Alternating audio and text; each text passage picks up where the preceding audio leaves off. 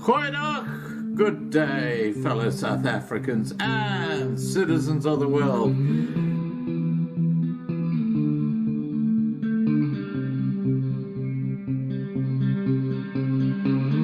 I've been looking around for salvation. I've been looking around for the truth. All around me I see frustration, and I looked all over till I found you. I sit and listen to your stories, and you're telling me, please don't worry. There's a lot in this world you should know, and loving life is where you should go. If you're looking for somewhere to go,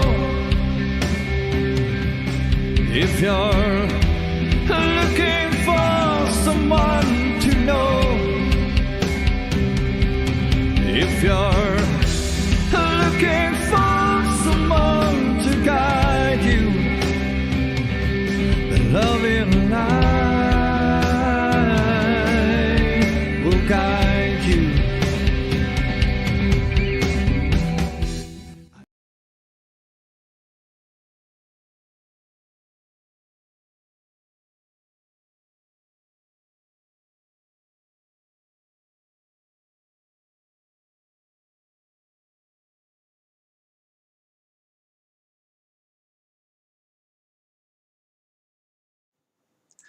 Goeienaand, good evening, fellow South Africans and citizens of the world, and welcome to tonight's live stream.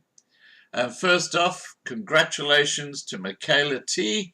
and Jay Hart, who met here on Loving Life Side Chat 2 years ago today. Now they're married. I had an email from another couple who met on Loving Life a few years ago, Glenn and Sinette. They've just returned to southern New South Wales from a holiday in northern Queensland. We have one heck of a family.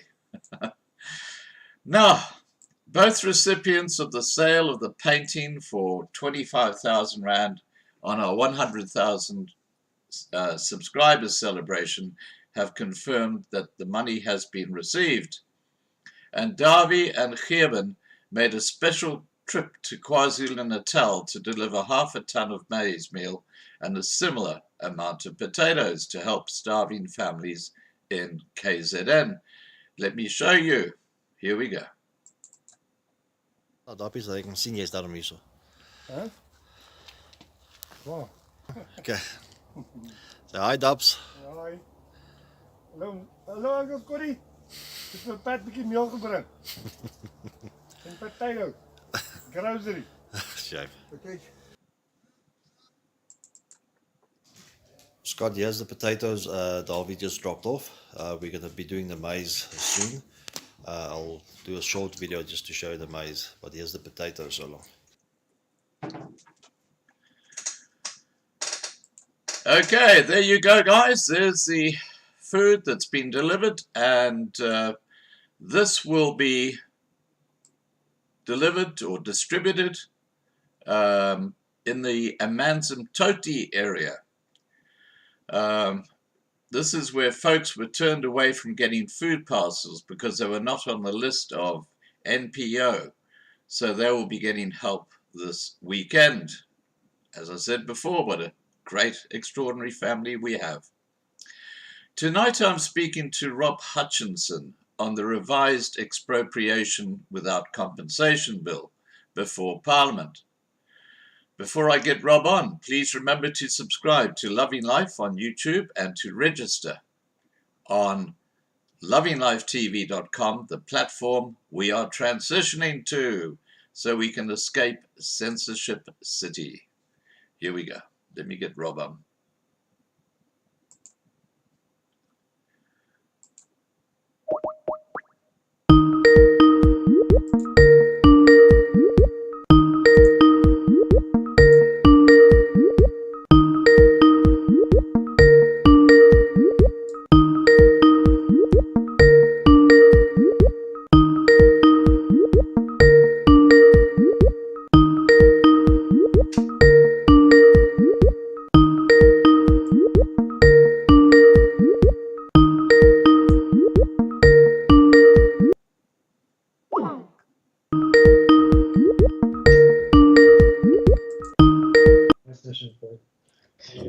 Hi, Rob. Hello, Scott. How are you doing? Excellent, thank you. Excellent. Because Now, fantastic. Rob, Almost didn't make it. well, yeah, well, the 10 talking points didn't make it, so it's going to be an interesting Oh, discussion. shit. We We are, can chat about yeah, we are, EWC. yeah, we are live. So just so you know. Oh, okay. So we are live. Now, I Okay. was just watching a video where they're talking about the revised draft bill going through Parliament. And apparently Yes. the Julius Malema and his mob of terrorists and the economic freedom fighters were not happy with the amendments. Now, would you like to talk about those amendments now, or should we talk about the actual complexity of the EWC bill and what it actually involves before we talk about the amendments? Yeah, I think because we'll have to give a bit of a history Okay. around that. So, All right. Well, definitely, you yeah. start off with the history for us. Okay, so it all started, I think, in about 2018, early 2018, when the ANC actually made a statement in Parliament that the land restitution process was hindered by Section 25 of the Constitution. Section 25 stated that land may be expropriated, however, compensation must be paid. So they felt that although the land restitution process had been fairly successful, and we have to admit it actually has been pretty successful, they still felt that a number of people had been left out of the process because it simply took too long.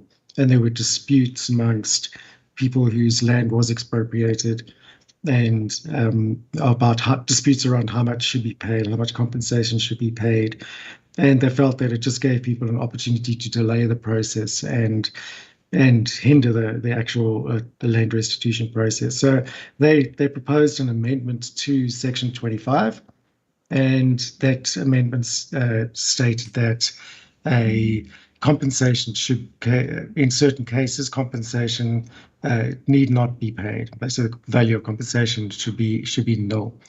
And then in about June, right about May, June 2019 or so on, was it 2018? No, 2018, they formed what's called an ad hoc committee, a special committee put together, and they posed the question to the public as to whether the Constitution should be amended, and with particular reference to Section 25, and they explained the process. And what they asked the public was, is Section 25 a hindrance to the land restitution process? And if it is, how should it be changed? So they held public hearings. We know all about those as went around the country.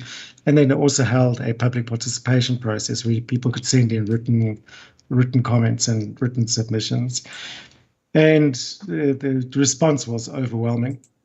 The president actually said that it was the biggest democratic event since the referendum and since the elections in 94.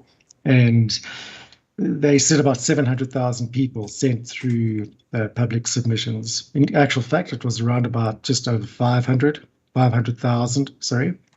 And from that, they were supposed to draft a report to present to Parliament, which would view the airs of the public and view the decisions of the committee as to whether it should be amended or not.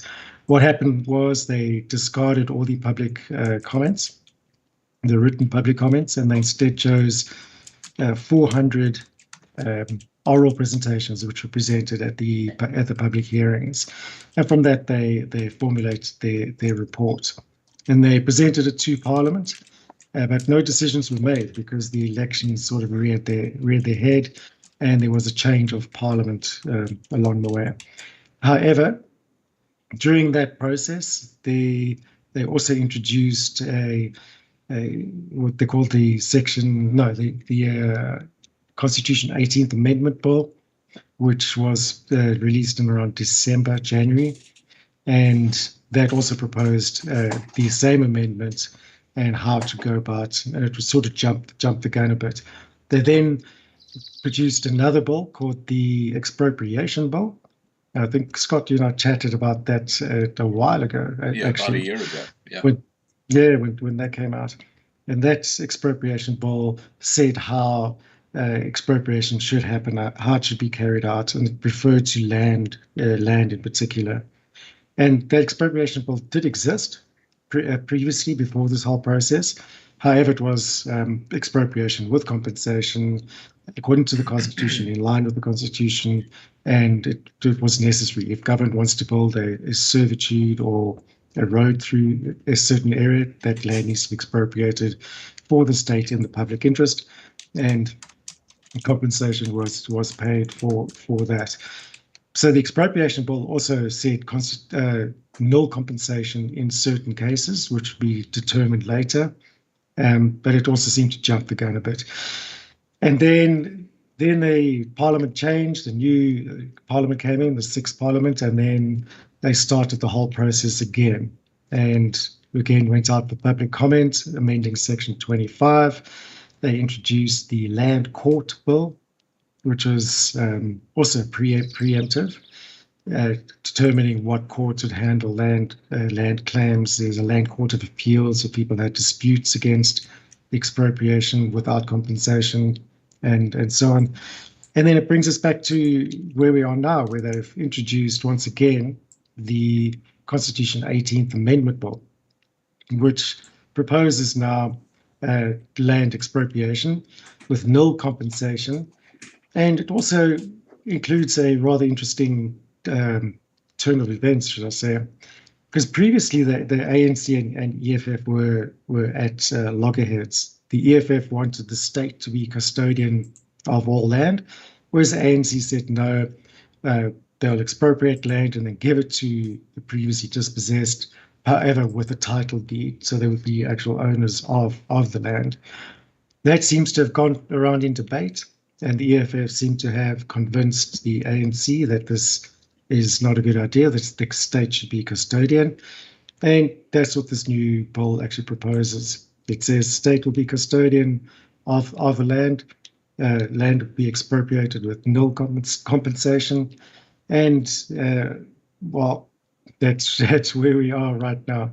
So it's quite an interesting time. I think this is the final round. Decisions will be made after this. There's extreme pressure on government and various bodies.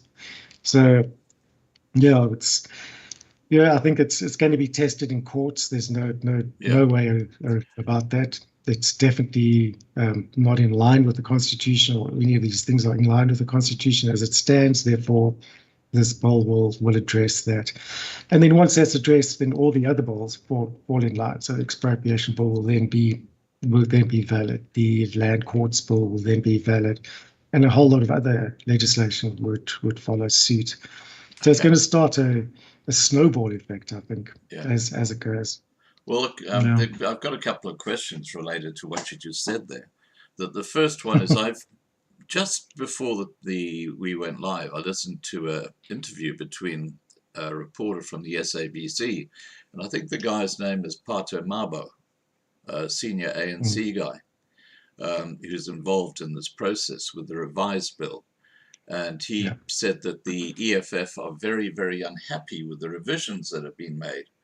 And he was basically saying, well, they can go and jump off the deep end of a pool if they like, because it's not going to change. And we have a simple majority, and that will be enough to see us through. So that's clearly the EFF are not happy with the changes that have just been made. Now, we can get back to that in a second. The other point I want to raise is a far more serious issue as far as I'm concerned, and that is the involvement of Open Society Foundation in the actual drafting of bills in South Africa, because they're not a democratically elected organization. They're clearly lobbyists within the ANC.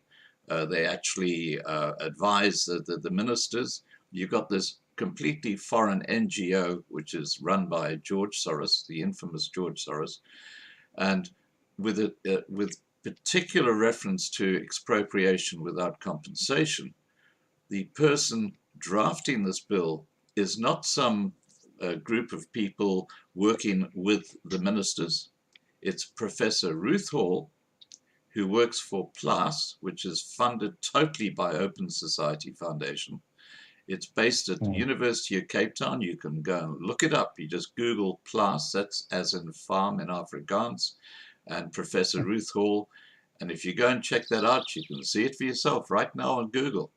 You'll see that she talks about being involved in the actual putting together the expropriation without compensation bill.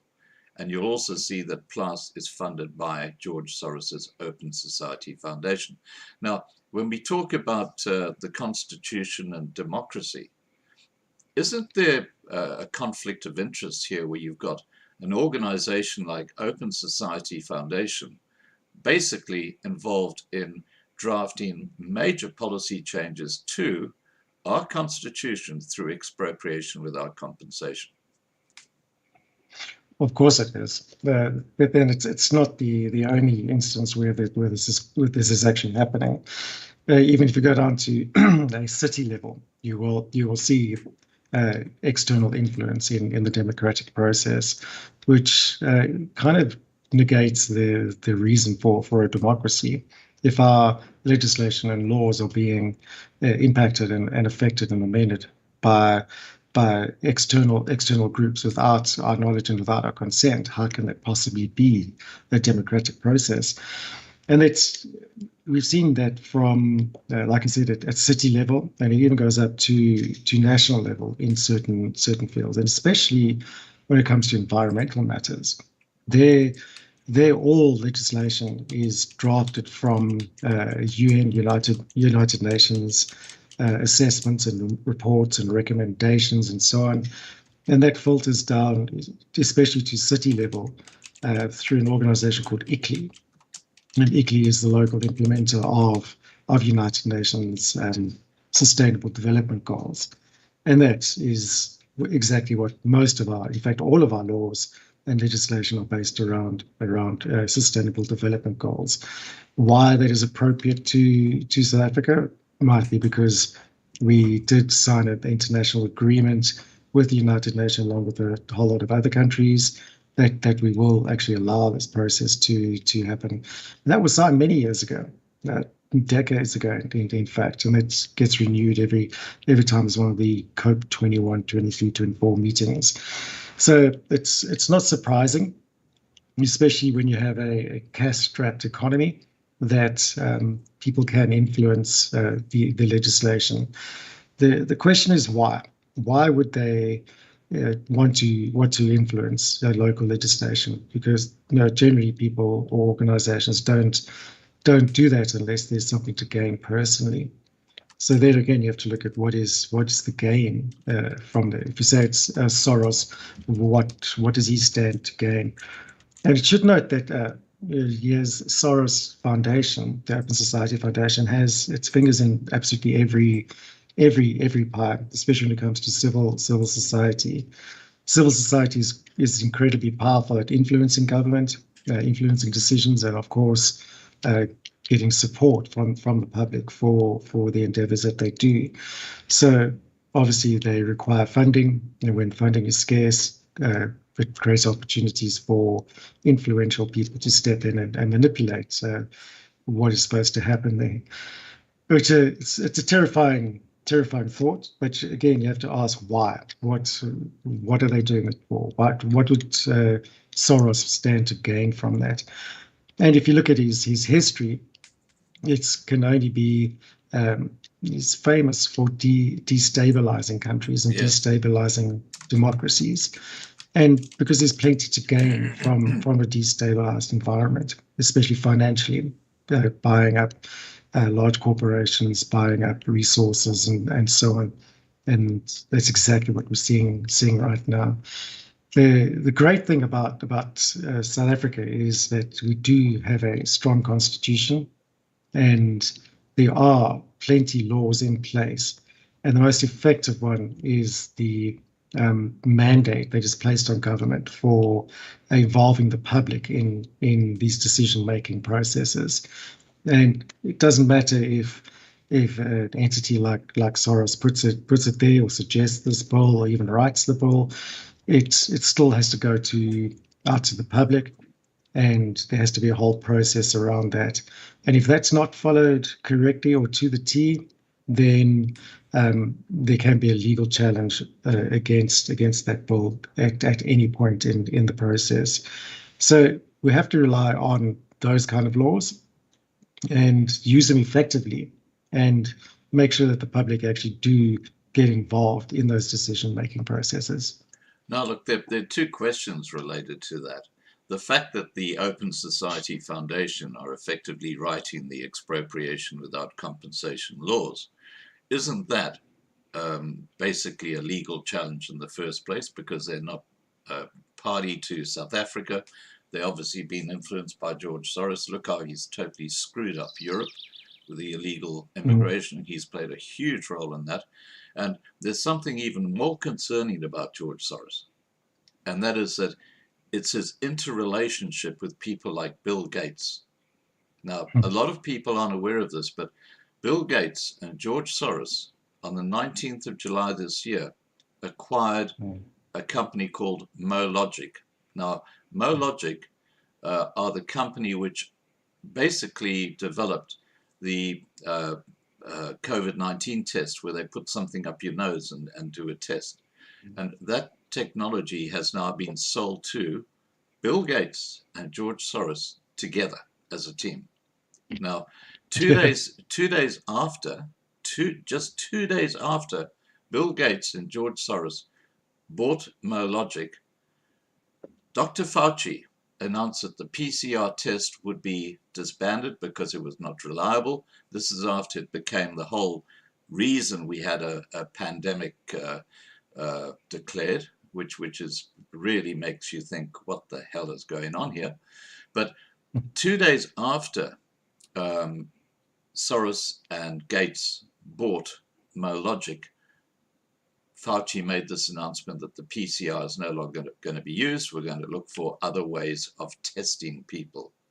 And that, I mean, to me, that's a huge conflict of interest. But what it also shows is the incredible tightening of control that people like Soros and Gates have over the entire human population. What are your thoughts on that? Is this channel censored? Can I actually say Well, no, yeah, No. well, yeah, I don't think this will get a medical misinformation. As long as we stay away from vaccines and other remedies, if we stick to this, we'll You be get okay. demonetized in a second. Well, I've been demonetized for 2 years because of Oh, brilliant. Okay. Yes. Well, then there's nothing to lose, in fact, yeah. Look, I think it's actually horrific. That whole acquisition of the testing company was, those tests were developed as a rapid test, a 10-minute test. Yes. Which could determine COVID within 10 minutes from the moment of testing. And what they've said is they're going to distribute those in Africa, mainly in Africa, where Gates operates at the most. It's extremely concerning, considering that it's literally untested. It might be effective, it might not. Is it going to pick up COVID? Is it going to pick up strains, or is it going to pick up any flu virus? We don't know. There's no real data on that. But the feeling is that it's a financial investment for both of them, as whatever positive comes out will justify the rollout of the vaccines, which Gates has invested heavily in. So, yeah, from his financial point of view, and that kind of makes sense for him. However, as far as abandoning the PCR test, that's going to cause more trouble than they're actually aware of, simply because as you say, the entire COVID pandemic was based on PCR results. The testing is all done on PCR. It doesn't matter that they're running it at a much higher cycle rate than it should be running at. It's still producing the positive result that they need. If it's shown that the decision to declare a pandemic globally by the WHO was based on false data, then that opens them up to serious damages claims from governments, from globally, I'd say from governments mostly. And even if individuals could do that, there's no doubt it would be the world's biggest claim ever. So I don't think they could ever fully abandon the PCR, but they'll probably introduce the new test as more reliable or quicker, because the PCR takes 24 hours, and so on. Abandoning it completely would be a suicidal move, financially suicidal, Right. and it'll open up. It'll open up. I think people talk about the Nuremberg trials again. It'll literally pave the way for that. Well, I think there's a that's whole going to happen. legal team in Germany. I There's a whole think the legal team in Nuremberg Germany trials that are are going to doing it. happen. Now, Yeah. I just want to get back to the influence of Open Society Foundation in South Africa, because, you know, we're talking about something when we talk about expropriation without compensation that is going to change the face of South Africa forever. And we'll get back into why in a second. Now, Open Society Foundation are also behind the disarming of the population, largely the minority groups in South Africa. The revisions to the gun laws are currently being prepared by an organization, once again, funded by George Soros. Now, what does that say to you about what is going on? Disarming people when you've just had the looting that's gone on in Durban, you've had the mainstream media in South Africa concentrating on the Indians in Phoenix and what they're now calling a massacre. When you consider, I think it was 20 people died there, and over 300 people died in KwaZulu-Natal as a result of the looting and what went on. You know, the focus of the media on a minority group trying to out it as racist and whatever, it's just quite extraordinary. And again, I get back to this point about Open Society Foundation being involved in or actively involved in the actual revision of the gun laws so that you can no longer have a gun for self-defense in South Africa under these conditions. What are your thoughts about that issue, and then the way the media are targeting minorities in KwaZulu-Natal? Well, like the gun laws. Personally, I think that whole idea is completely dead in the water. It'll go nowhere. And there's been such a public outcry, even before the looting and unrest happened. It's actually a ridiculous notion in South Africa where the Minister of Police has actually stood up in Parliament and said that the police cannot fill. Sorry, I have to interrupt. You're talking about Shladi Mutsening. Right, I call Bekesele Shladi Mutsening because, as far as I'm concerned, that's what he's like. Anyway, please carry on. Yes, it was actually the police commissioner that actually stood up. So it wasn't I'm him. talking But about anyway, Bekesele. Okay. Yeah, so he stood up in Parliament and said that the police are unable to fulfill their constitutional mandate to protect the public simply because they're under-resourced, underfunded, and there's just too much crime per police officer to handle. And they've just cut the budget by 8 billion rand for the police this financial year. I mean, isn't that an act of genius? I mean, don't you think the ANC government are just absolutely brilliant in their stupidity? Without a doubt. And for that we actually have to be thankful for, because they cannot implement anything, and we should be grateful that they can't implement except for these bills laws. prepared by Open Society Foundation. Yes, Isn't exactly. that Well, ironic? remember they draft bills at this stage, so Yeah, well. we had still got a chance to influence them and even discard them with enough public pressure. And I do believe we can do that. Yeah, it's a dangerous place for them to be playing on.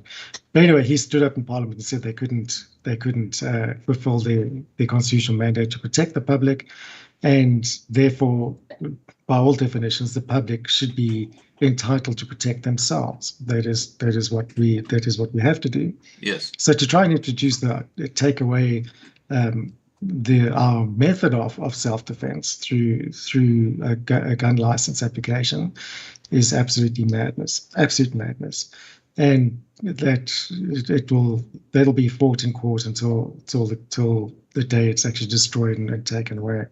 I don't believe that it'll actually happen at all. It's absolute madness.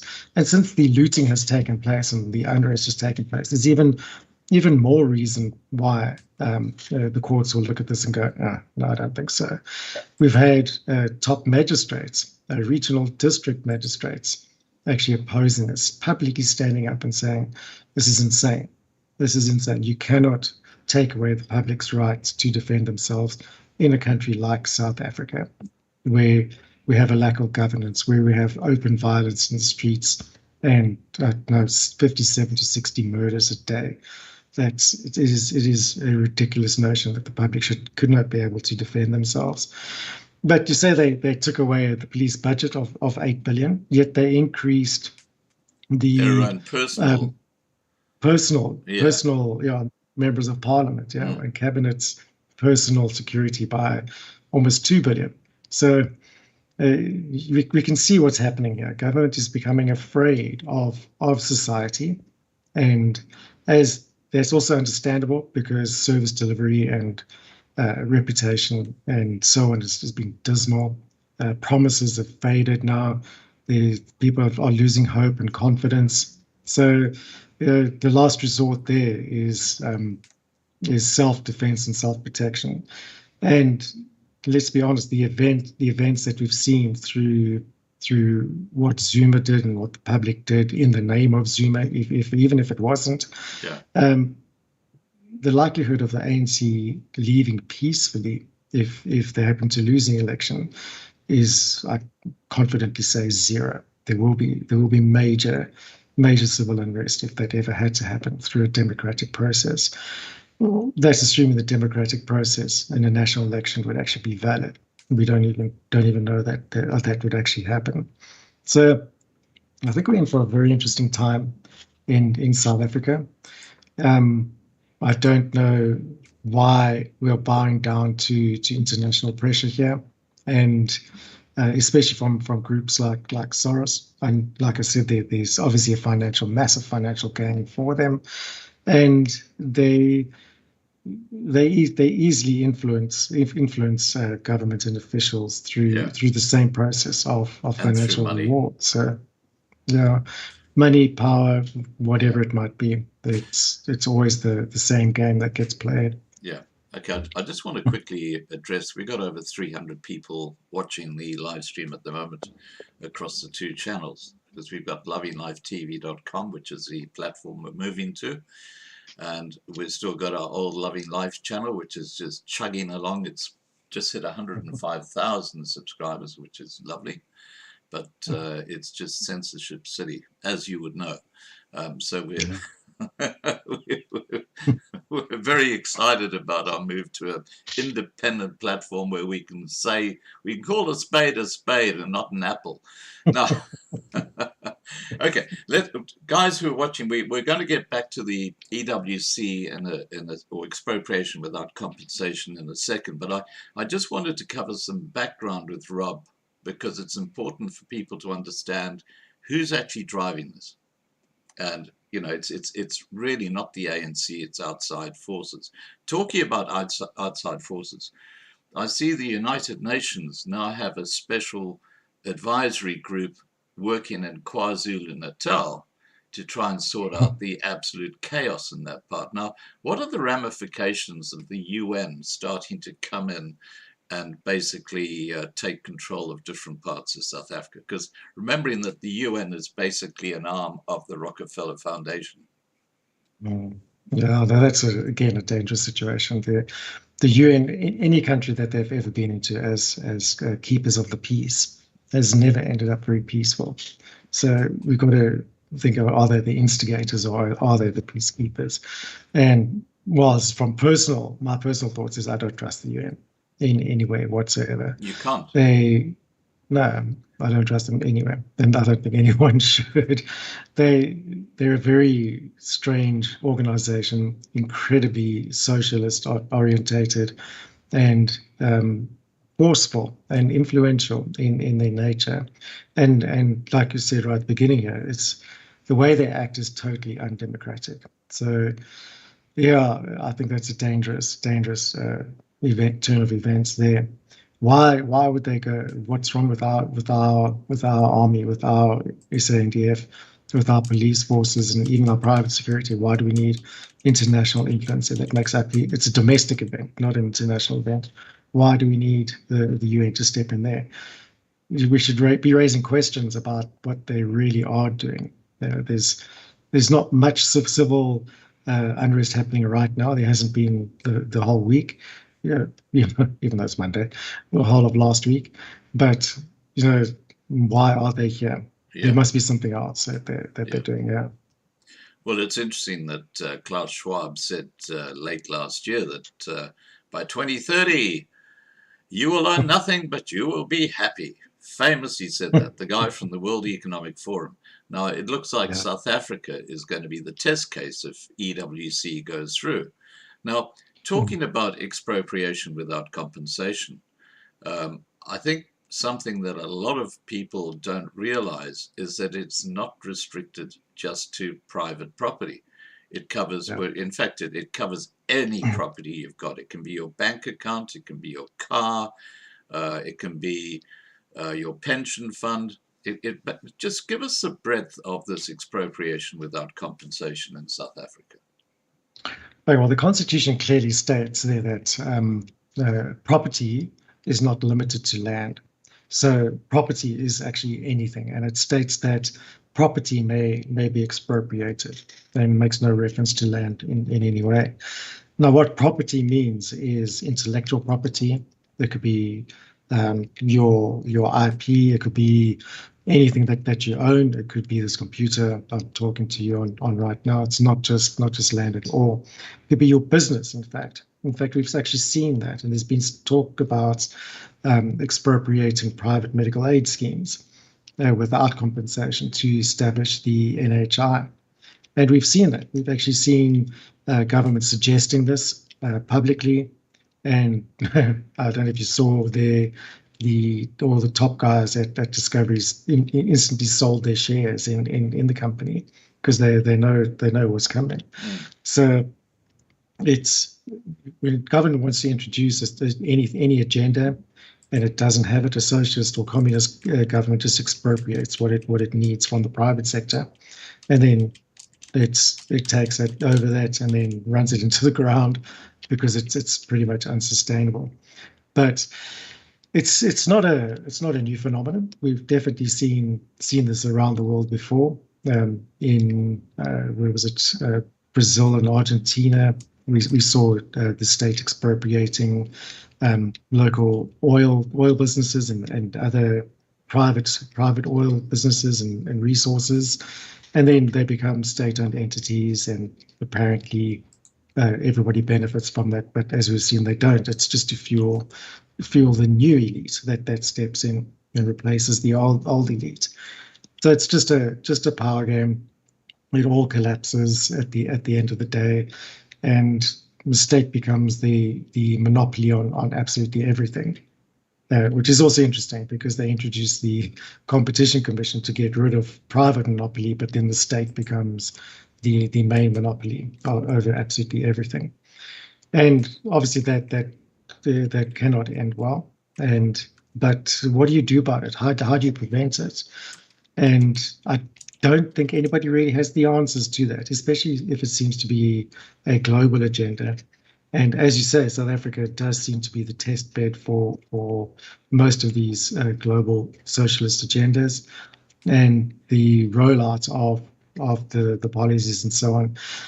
The unfortunate thing here is that it's these expropriation bills and these socialist policies do fit in well in line with the ANC's underlying agenda and their redistribution agenda and radical economic transformation and so on, and their what they call their National Democratic Revolution, which is no. a I wanted did to I say a talk about buzzword that. there? Yeah, absolutely. No, let's be quite clear on something. For those people who don't know this, in 1993, the ANC leadership drafted a document which is out there. And if anyone wants a copy, I can send you a copy, which was penned by Ramaphosa, where they spell out boiling the frogs. I'm talking about the minority groups, how they're going to screw them over. This is in a document, an official ANC document dated 1993. And why I'm raising this is because Ramaphosa is not your friend. He is a member of the South African Communist Party, that arm of the ANC, and he is highly involved in pushing out or rolling out the National Democratic Revolution, which is what you just raised. Do you want to tell people what the NDR actually is? Yeah, sure. Well, it is definitely a communist agenda. It's about the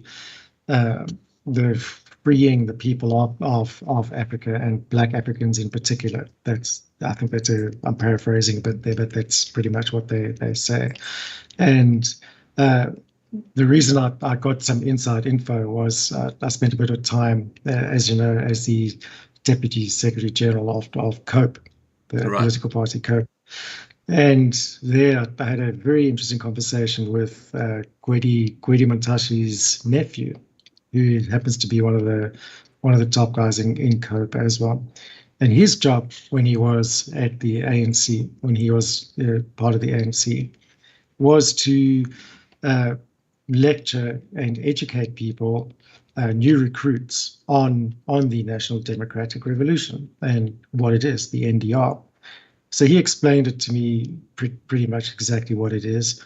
And it's definitely, it goes in 3 phases. The first phase is getting everybody, when you take over a country, when a revolutionary party happens, you got to keep the revolution alive. But the first phase is to present it as a rainbow nation where everybody works together. We all work together. We're all equal, and so on.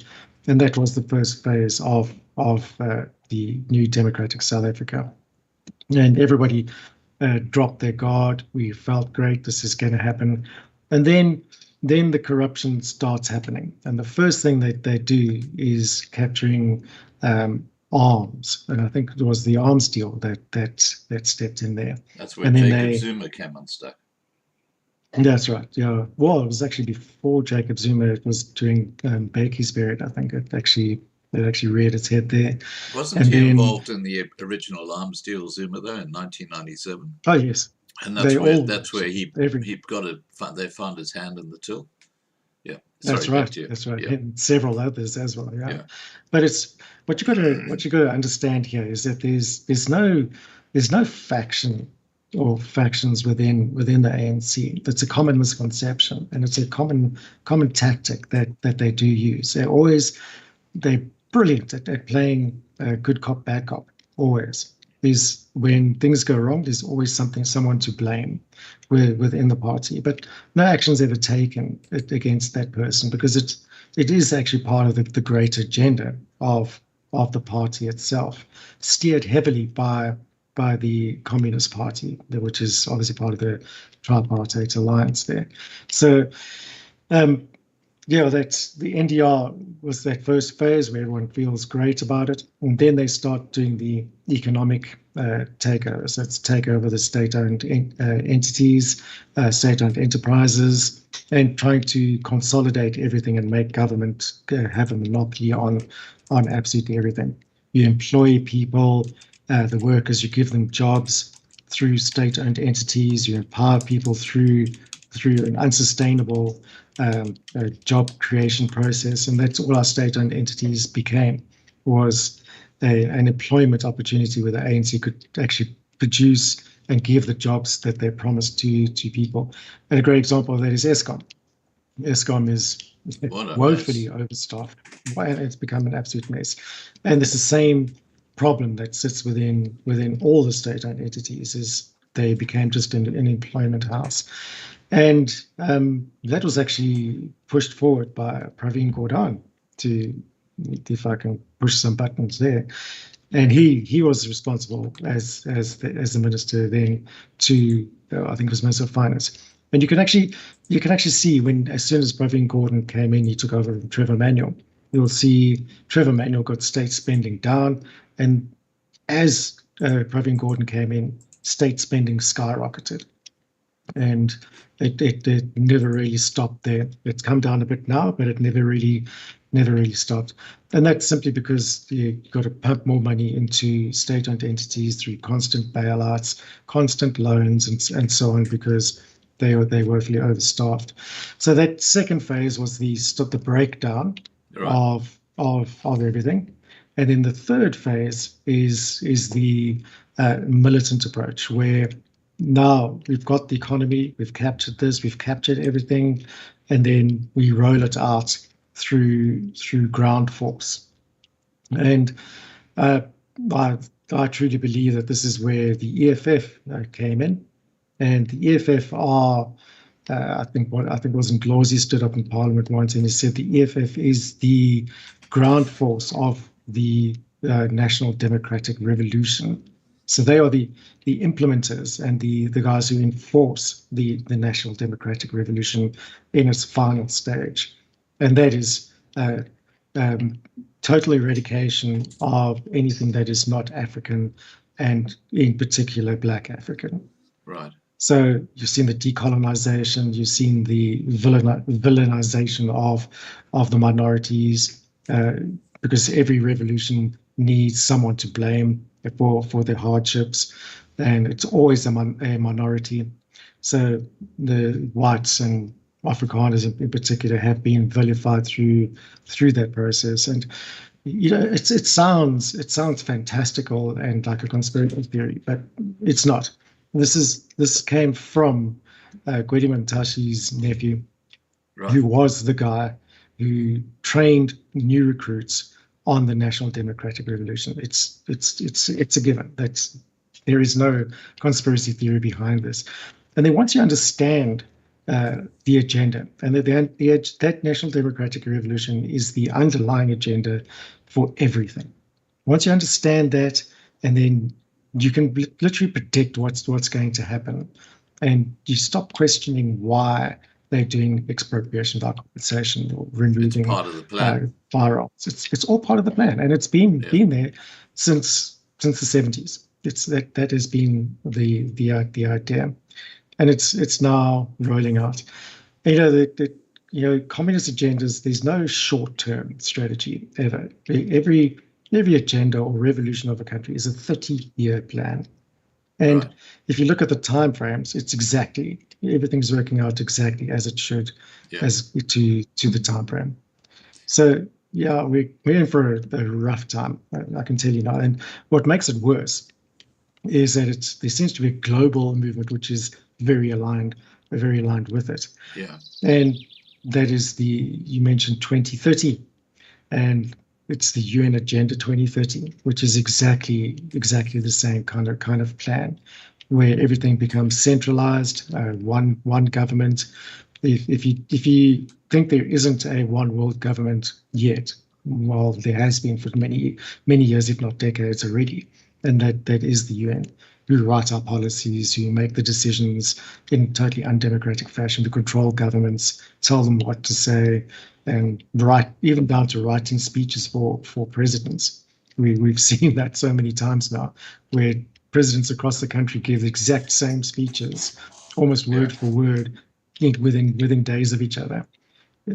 There's definitely another world that we are not part of, that runs this whole planet, and We're not allowed it's to be part of it. no, we're not allowed to be. We slot into it and we form a function, or we perform a function in it, but we are not part of it, and Yeah. we will never understand it. So we talk about the Illuminati, but I hate to use that word. It's not that. It's simply it's visible people. Then they're not hidden from us. They're in plain sight. And yeah. Okay. Sorry, listeners. I just want to just add a little touch to what you're saying. The World Health Organization is part of the United Nations. I'm going to take it no further than that because, those fat-fingered YouTube moderators, if we start talking about the World Health Organization, they're going to be taking this video down. What I would like to do, however, is for a moment of hilarity. I've referred to Hlaudi Motsoeneng earlier when it comes to Bekesele. Now, Hlaudi Motsoeneng was one of those people who's put in as a CEO of the South African Broadcasting Corporation, and he ran for president in 2019, and he said, I am going to be president. And he only got about 500 votes across the country, and of course he was very, very upset about that. But I've got a short video clip I'm going to play where, well, let's hear what he has to say. This goes for about 5 seconds, and I'll get back to you, Rob. Okay, here we go. Into the mood. Fresh air. We need fresh air. Okay, now that's a guy who ran the SABC and the guy who would be president. But that's now you all know who Hlaudi Motsoeneng is. That's why I call Bekesele the Hlaudi Motsoeneng of the South African Ministerial Assembly. Okay, so let's continue. We've talked about the NDR, or the National Democratic Revolution, and we talked about how that fits in perfectly with what they're planning to do with expropriation without compensation. And I think the important point here is that people have got to understand that this does not stop at property. It covers everything. And when we talk about land, Rob, I think something like 70% of land in South Africa is still owned by various government bodies, be they local authorities, the state governments, or the overriding ANC government. The actual amount of land in white ownership, I understood to be about 22%, and a lot of that's in places like the Northern Cape, where you need to have about 50,000 hectares to run 100 sheep because it's so dry. So it's not like it's very productive land. What are your thoughts about when they come out with expropriation without compensation? Why can't they start unloading some of that land that's already owned by the government and giving that to the people? That's very simple. Well, I think first, just clear up the statistics there.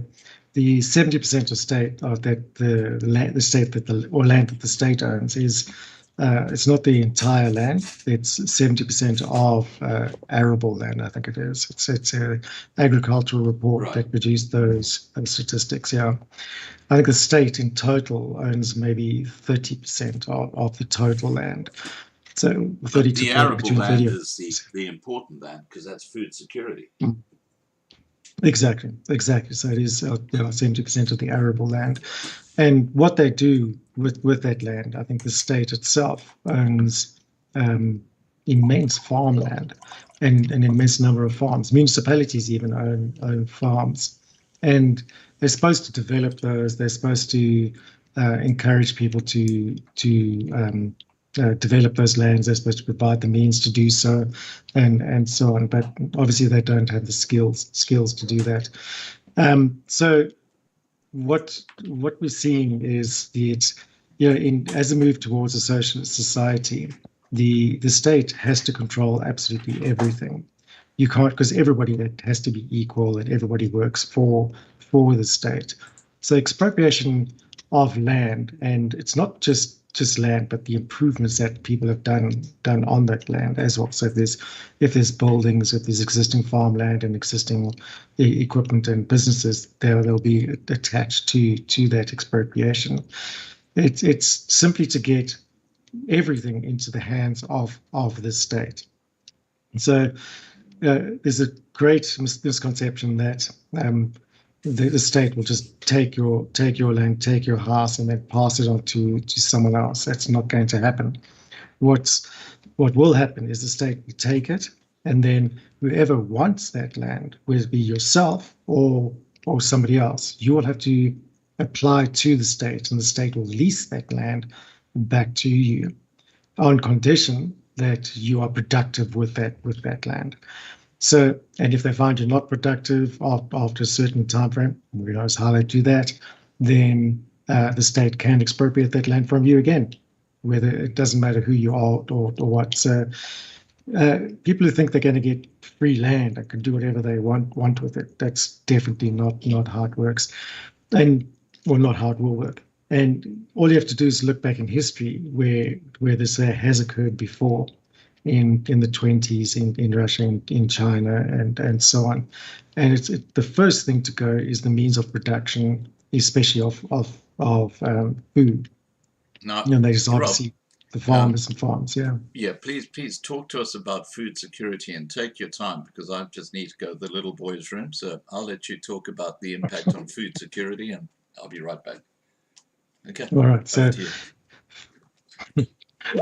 so food security will become an issue, because obviously there's very productive land that's productive now with adequate farmers and staff and the skills to actually perform it and make a farm productive. It's not easy being a farmer. There's definite skills required, and it costs huge amounts of money. If you're suddenly taking over a piece of land and you want to grow anything on it, you're not going to become productive or make even a profit for several seasons of growth. So what will happen is you will have existing farmers now, and existing productive land, existing productive businesses, which will be handed over to people, or possibly handed over to people who don't have the necessary skills to continue that business.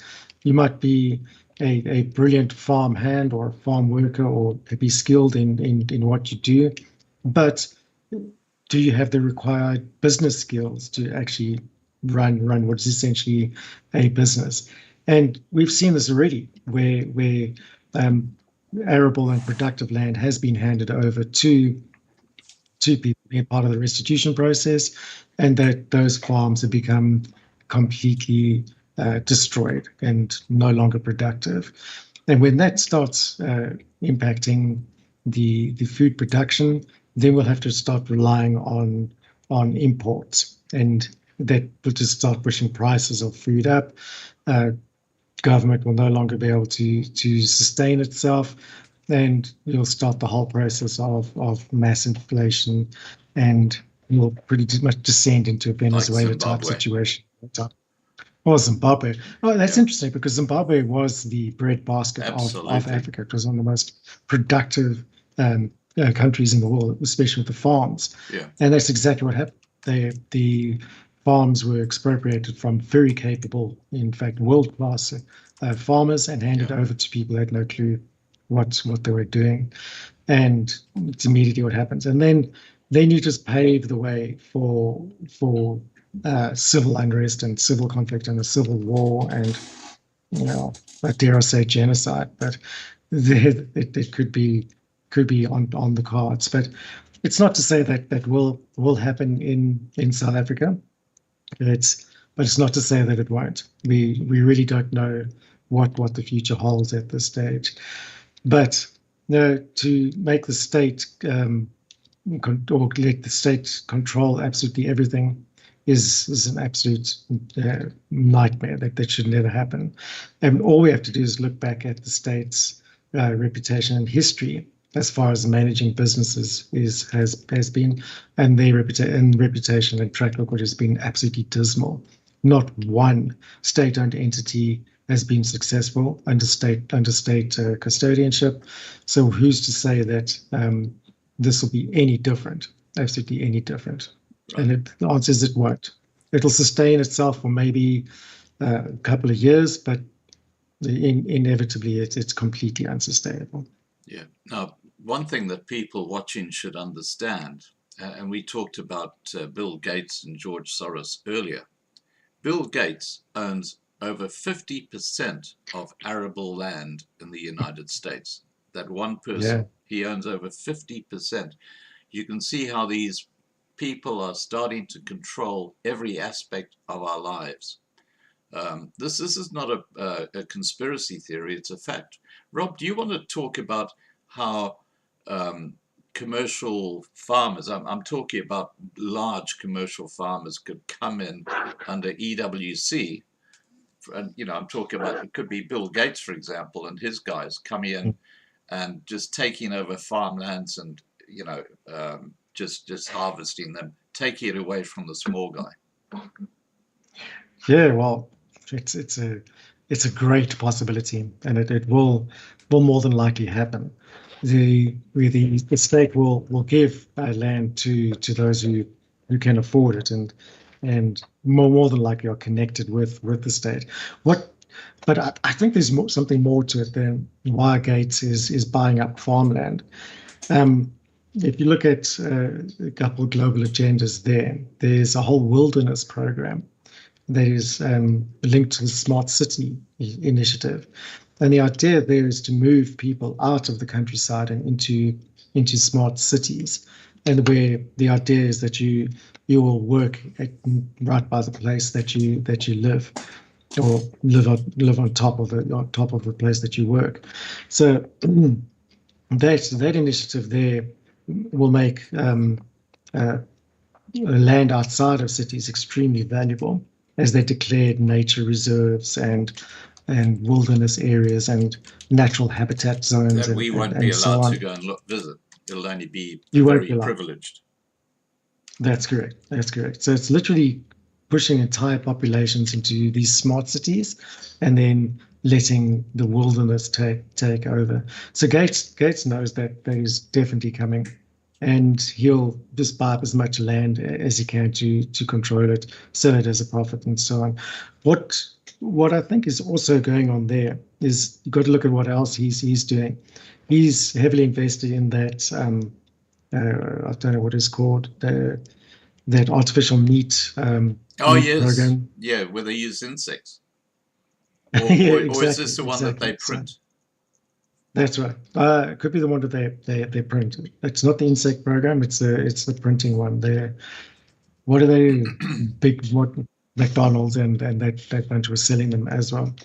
The Impossible Burger or something that's called. Yeah. So he's heavily invested in that. So the best way to make that a successful business is to buy up all the existing cattle farms, and then slowly get rid of beef in the market, and then people will naturally move over to the artificial alternative to still get their fix of meat. So I think it's more of a commercial move for him rather than anything else. Anything Gates does is to make more money, whether it's vaccines or this Impossible Burger thing. And I think that'll happen pretty much everywhere around the world. The same agenda will happen there. I find it very interesting that the mainstream media, when they ever refer to Bill Gates or George Soros, talk about the philanthropist. I mean, they are as philanthropist as my left toe. I mean, all they're about is money. Exactly. Bill Gates said in an interview, he said, getting into vaccines was the best investment I ever made. For every $10 I invest, I make $200. Now, Pfizer have just released their second quarter results. This is after the vaccines have been flowing out. I'm going to be very careful here. I'm just going to be very careful. Sorry, YouTube. Sorry, I mentioned Pfizer. They made something like $9 billion profit on the back of the rollout of their vaccine in the second quarter. And that's only the starting point. You can imagine the amount of money that's been made by Big Pharma. And of course, Moderna, which is owned by Bill and Melinda Gates. Well, that's going to be an interesting breakup between those two, isn't it? Because seeing that they're now getting divorced. But beside the fact is that Bill and Melinda Gates Foundation own Moderna, which is a huge evolving drug company. Now, okay, getting back to the expropriation without compensation. I'm sorry, guys, if we get a bit distracted here, but it's all part of the same story. Tell us about the Lands Court bill, because we haven't really talked about that yet, have we? No, no. So that's also linked to the whole expropriation idea. So there was an existing land restitution court, which dealt with the land restitution process if there were land claims. Also, it was a land claims court. It dealt with land claims and so on. If you had a claim on a piece of land, was hereditary claim or a tribal claim or whatever it was, you had to produce the evidence or so on, and then apply it to the courts, and then they would make the decision at the end of the day. That they suspect that that's also been slowed down, so they've introduced the dedicated court for land for the land. It's called the land courts. It's just called the land courts, and that's to deal with the new process of how expropriation will happen without compensation. So if the government comes to you and says expropriating your land, they take it from you, then you're offered the opportunity to dispute that through the land courts. And there's also land courts of appeal. So if the land court makes a decision, then you can appeal it through the land courts of appeal. But it's not a physical court. It's just a set of judges and so on that are dedicated to the land expropriation process. And selected by the ANC. Yes, of course, yeah. So you've got no chance. Judiciary is. Yeah. No, pretty much, yeah.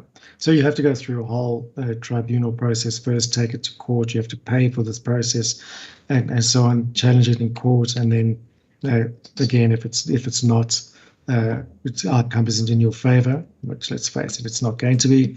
Then you go to the appeals court, and then after that, you're pretty much on your own. So there's a couple of interesting things with the land courts process, and that is that one of the things that stood out to me most was that you don't have to provide any physical evidence anymore of your ancestors owned a piece of land. If enough people come and say my ancestors did, and we've been talking about this for years, they can pretty much say, great, award it in your favor without any physical evidence other than a verbal statement. No, that to me poses some major problems, because how do you dispute that? How do you dispute that? How do you challenge that? How do you appeal that? You can't. Law is based on evidence, measurable evidence, not assumptions or conjecture or anything else like that. The law requires evidence, and then decisions are based on that. We all know that without any evidence, there is no crime. So how are they going to work that one in? But it remains to be seen, and I guarantee you that's going to be tested further on through several legal processes. But that also opens up the floodgates for scam artists to come in and say, this is our land. We've had this in our family for generations. Here's my grandfather, and they wheel someone in on a wheelchair who says, yes, it is our land. And then the court awards it to him, and it happens to be a prime piece of real estate in Sandton. So we really it's going to be a challenging time with this whole thing. Now you raised a really interesting point when you said Sandton, because Sandton is probably the most costly property left in South Africa, because property prices in South Africa are collapsing. When you look at the banks today, and they're looking at expropriation without compensation, a large percentage of their loans will be based around the asset that you own, which is the property, the physical property, like a farm or a house in Santon or whatever it might be. So you might have a loan of, say, 2 million rand, but the equity is in that piece of land and the house. Now, if the government just takes away that house, you've got the 2 million rand debt, which is still in your name, even though you no longer have the equity in the property.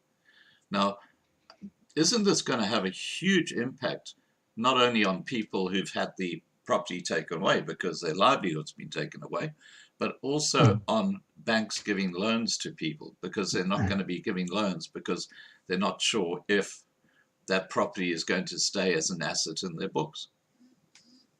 Well, yeah, it actually goes even further than that. If the state is custodian of the land and you are leasing that land from the state, then you can't offer that land as surety against a loan. So that immediately collapses the whole business economy. Where most people take loans against their house or property to start a business. How's that going to happen now? So that destroys that whole process immediately. Wow. As far as people taking, or people with existing bonds, and would you stop paying your bond if your house is expropriated? Of course you would. Would you legally be allowed to do that? Fortunately not. You're still going to have to pay whatever loan you took, because that's an agreement between yourself and the bank. So if you've got an existing bond, you still have to pay it. And the banks have actually stated as much, that you'll still have to pay your bond. Even if you default on it, the banks insure, as soon as you take a loan out, the banks insure it, and it's in their favor actually if you default on it, because they claim on insurance, and then you still have to pay them back, and they get your property. So the banks don't lose at all. Right. They're quite happy, and that's why we haven't seen any resistance coming from the banking sector at all. But they might lose destroy out on the new economy. loans. I mean, Yeah. this will So that destroy the economy. Oh no, without a doubt, it's going to destroy the economy. No, I There's just want to address people watching. Please, guys, if you've got questions you want to put to Rob, just put them in the side chat. Make sure you put Loving Life in there, because I can't watch all the messages that are scrolling through. But if I see Loving Life, I'll read that message, and if it's a question, I'll put it to Rob. Now, Rob, I've got a question here from Fiona Timms, which is very relevant to what we've just been talking about.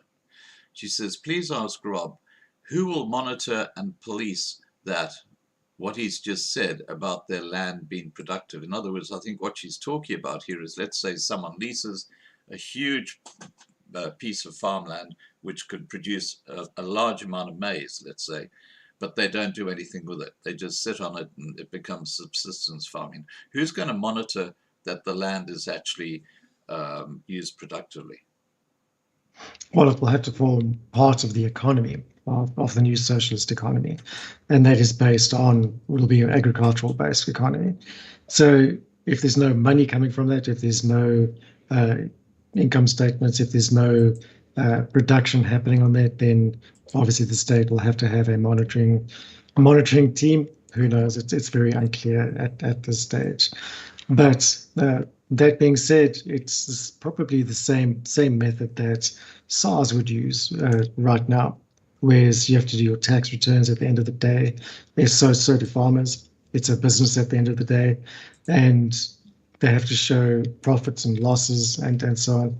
And when farmers are infamous for seeking government support in financial aid whenever there's drought or whenever there's too much rain, they get government subsidies. So there's a whole application process for that, an assessment process that's already in place, and the state will just more than likely continue with that to monitor anything else that does go through. Remember, the state will be the actual owners and beneficiaries of anything that does get produced out there. So there will definitely be a monitoring process and so on. And if you're not productive according to the agreement that's placed out in the lease, then obviously you will have broken the contract at that stage, and then you will lose the land, and that will be handed to someone else who promises to do better than you. Right. Now, just to be just thinking ahead and looking ahead, aren't South Africans who've got jobs and got a house, and even though they see things going pear-shaped, they think she'll be right, mate. Aren't they living in a bubble? Because what's actually happening right now is you've got this expropriation bill that's going forward. You're going to have food security issues as farms get taken away. And I believe that the Chinese are very, very interested in some of these farms because there's coal and stuff like that underneath the ground that they want to get their hands on. So you might find that a lot of this land that used to be farming land actually becomes not farms, mines for the Chinese. Now, the reason I bring up the Chinese, we just have to follow what's happened in Zimbabwe to see what's going on in South Africa. Basically now in Zimbabwe, the productive mines are run by the Chinese, and basically the economy. And if you're lucky enough to get a job, you get a plate full of soup every day, but then you work bloody hard in one of these Chinese mines. So it's slave labor. Isn't that same scenario coming to South Africa, where the productive farms will be owned by large commercial companies like Bill Gates's organization overseas in the US, and those that where their mines, the Chinese will be in there, and the actual the black worker, the black who fought for the ANC way back pre-1994, who thinks, hey, I'm going to have a slice of this pie. Isn't he just in dreamland? I mean, they're going to be totally left out when the shit hits the fan, aren't they? Oh, without a doubt, without a doubt. Look, I think we actually mentioned it. Yeah, the capabilities of the ANC government to actually roll out something are pretty dismal. So there's no way they could do it by themselves. So that paves the way for China to step in with promises of wealth and riches. And China's already said they'll step in and rescue South Africa's economy and Africa's economy in general. And it's very simple. It's very simple how they will do it. China's total economy is based on retail, so manufacturing and retail. And their biggest export, funny enough, is, I think it's teddy bears, to be honest.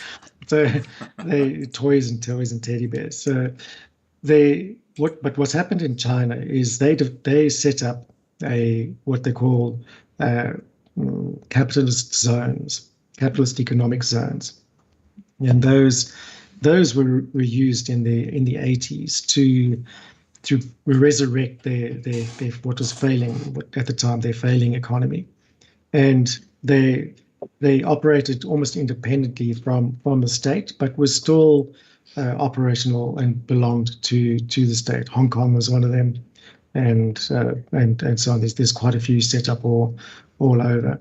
And then as those started to become productive through China's interpretation of capitalism, then they moved, the state then moved to expropriate those zones back into custodianship of the state.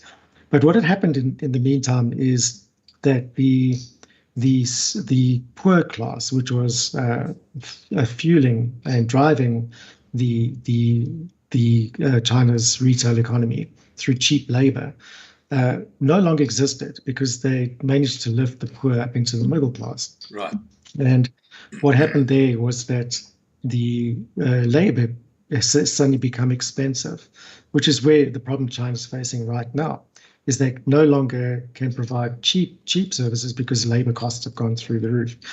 So because they got no natural resources of their own, then the economy is based on retail, they had to look elsewhere for the labor, for the minerals and so on. And what better place than Africa, where economies are failing? When you have a country like South Africa, which is approaching 40% official unemployment, it's a perfect breeding ground for cheap labor, because people will literally work for peanuts, because it's better to have a job than no job at all. So China has already set up economic zones in South Africa. There's one in Limpopo, Yeah, one in There's Limpopo, and there's another huge one in development there. Eastern Cape. Aren't Yeah, they building exactly. a power station A in power Limpopo? station and everything. Yeah. Wow. So the interesting thing about that economic zone is it's exempt from many bits of legislation, many tax laws, and everything else. It's almost as if it's been an area that's been given to China and it's now diplomatic land. So we're going to see more and more of that as China steps in, sets up their own economy, and uses local labor, cheap source of labor, to continue their retail economy. And what they're also facing a problem with is agriculture and feeding their nation. What better place than Africa? So we see China step into Zimbabwe and take over all the farming land there, and then all the produce and everything else that they produce on those lands gets exported back to China, and South Africans or Zimbabweans are left with whatever remains. So it's definitely an economic takeover of Africa, and South Africa is the entry point to Africa for China.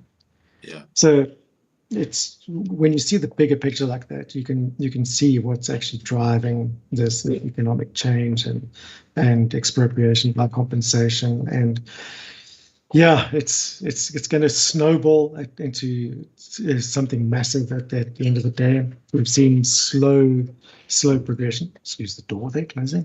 We've seen a slow progression going forward, but it's rapidly taking shape now. And I don't think there is a way to really stop it at this stage. There's just too much at stake for big players, and they will fight to the death to push their agenda forward. All we can do is use our constitution, our way of dealing with the laws, and try and keep that intact, so we can actually cushion the blow that's inevitably going to hit us. Well, the thing that I always think back on is when I was a little kid. This is funny enough, when I was in Tanzania, and there were quite a few spiders, and their webs around the place. And I used to go and watch when an insect hit a spider web, and you'd see it would be struggling around, it would be moving fast, and the spider would be lurking in the shadows, and it would wait until the insect had completely worn itself out, and then it would just go and wrap it up in its stuff, and then it would become food for its kids. But that's basically what China's doing with Africa. It's letting it wear itself out, run out of money, and then they just walk in and say, okay, now the big boys are in town. And this is why I often say that in South Africa, this is a time when the army is in complete chaos, the South African police service is a joke, that the adults in the room should really stand up and say, hey guys, it's time that we actually took back the classroom, because it's like that spider in the web. Right now South Africa is stuck in this web, and it's running out of so the spider is getting closer and closer. And of course, the spider has already consumed Zimbabwe. So there's this little period of time that South Africa lives in before the big boys like China come in and say, okay, we're going to take over now. Yeah, absolutely. And it's inevitable. They will definitely take in or step in and take it in. And what they're doing is also using very strange laws and policies to make sure there's no resistance against that.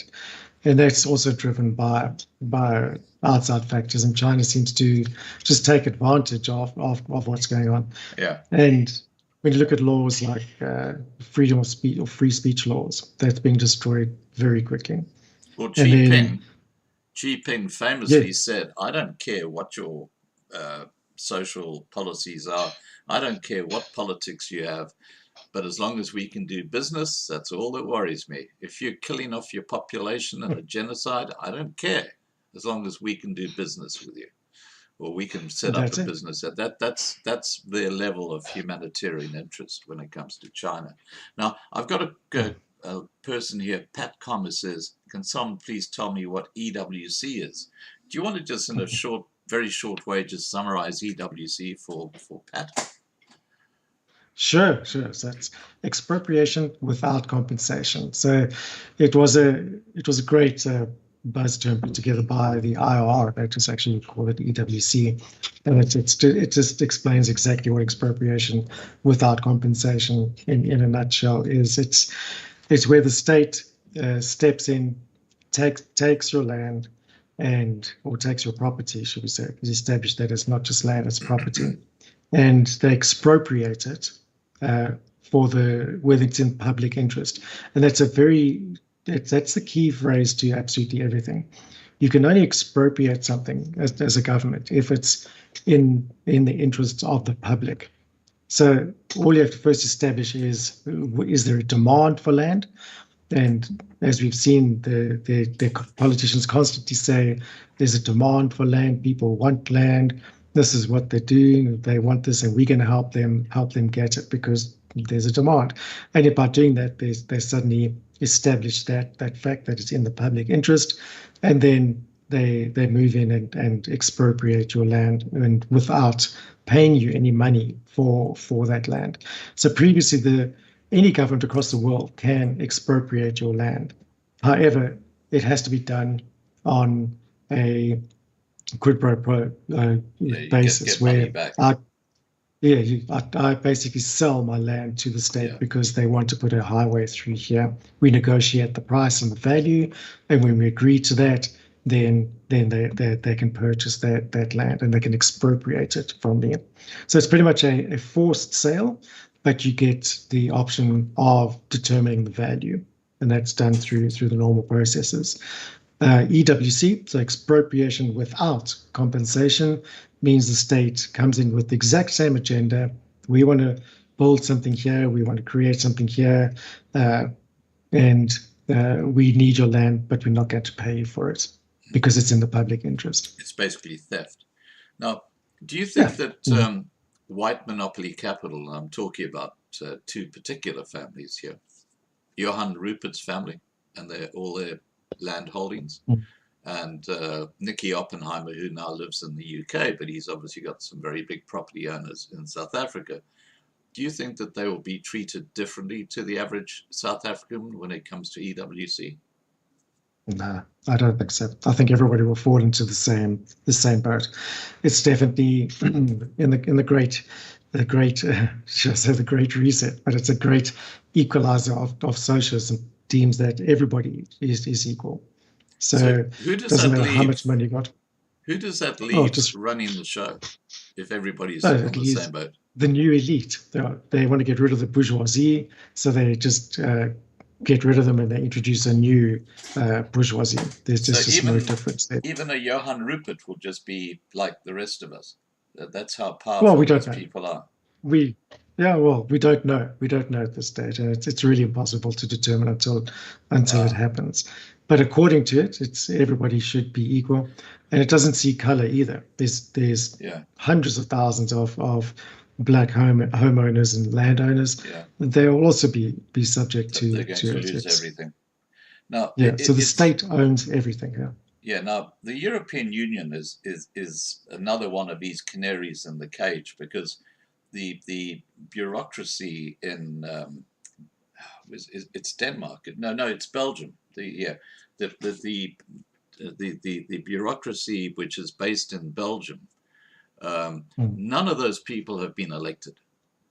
They're holding down positions. They're well connected to whoever knows who. A lot of them are actually getting handouts from George Soros and Open Society Foundation. In fact, the guy from Brexit, I've forgotten what his name is now. The British guy. Sorry? Farage. Nigel Farage. That's the guy. He gave this powerful speech in the European Parliament where he actually said, you, the President of the European Union, I know that you're getting millions of dollars a year from the Open Society Foundation. Then he pointed out, and they didn't deny it. That's how they control these guys who are unelected, who are basically running Europe today. It is quite extraordinary. And If we talk about Africa, you'd probably have, you've already got the so-called African Union, but the members of the African Union would be obviously those elected by people from the UN to actually control that continent. Do you think that's what's going to happen? Without a doubt, without a doubt. What we can hope is that it falls apart simply due to incompetence, which is highly likely in Africa, considering who the leaders and who the who the chairperson of the African Union is currently and was previously. Well, it is Ramaphosa at the moment, isn't it? It's Ramaphosa right now, and before that was Zanele Zuma. So it's the great thing about living in Africa is and especially in South Africa is government incompetence, and that could actually work in our favor in situations like this. The government has all these wonderful plans, and it might seem, well, they don't seem, they are detrimental to everything, but their ability to roll it out is something that we should be praising right now. And so, that might be our saving grace at the end of the day. Well, I'm not surprised, because Beke Cele and the Minister of Defense both have highest academic qualifications of a teaching diploma. Can you believe it? The Minister of Police, the Minister of Defense, their highest academic qualification is a teaching diploma.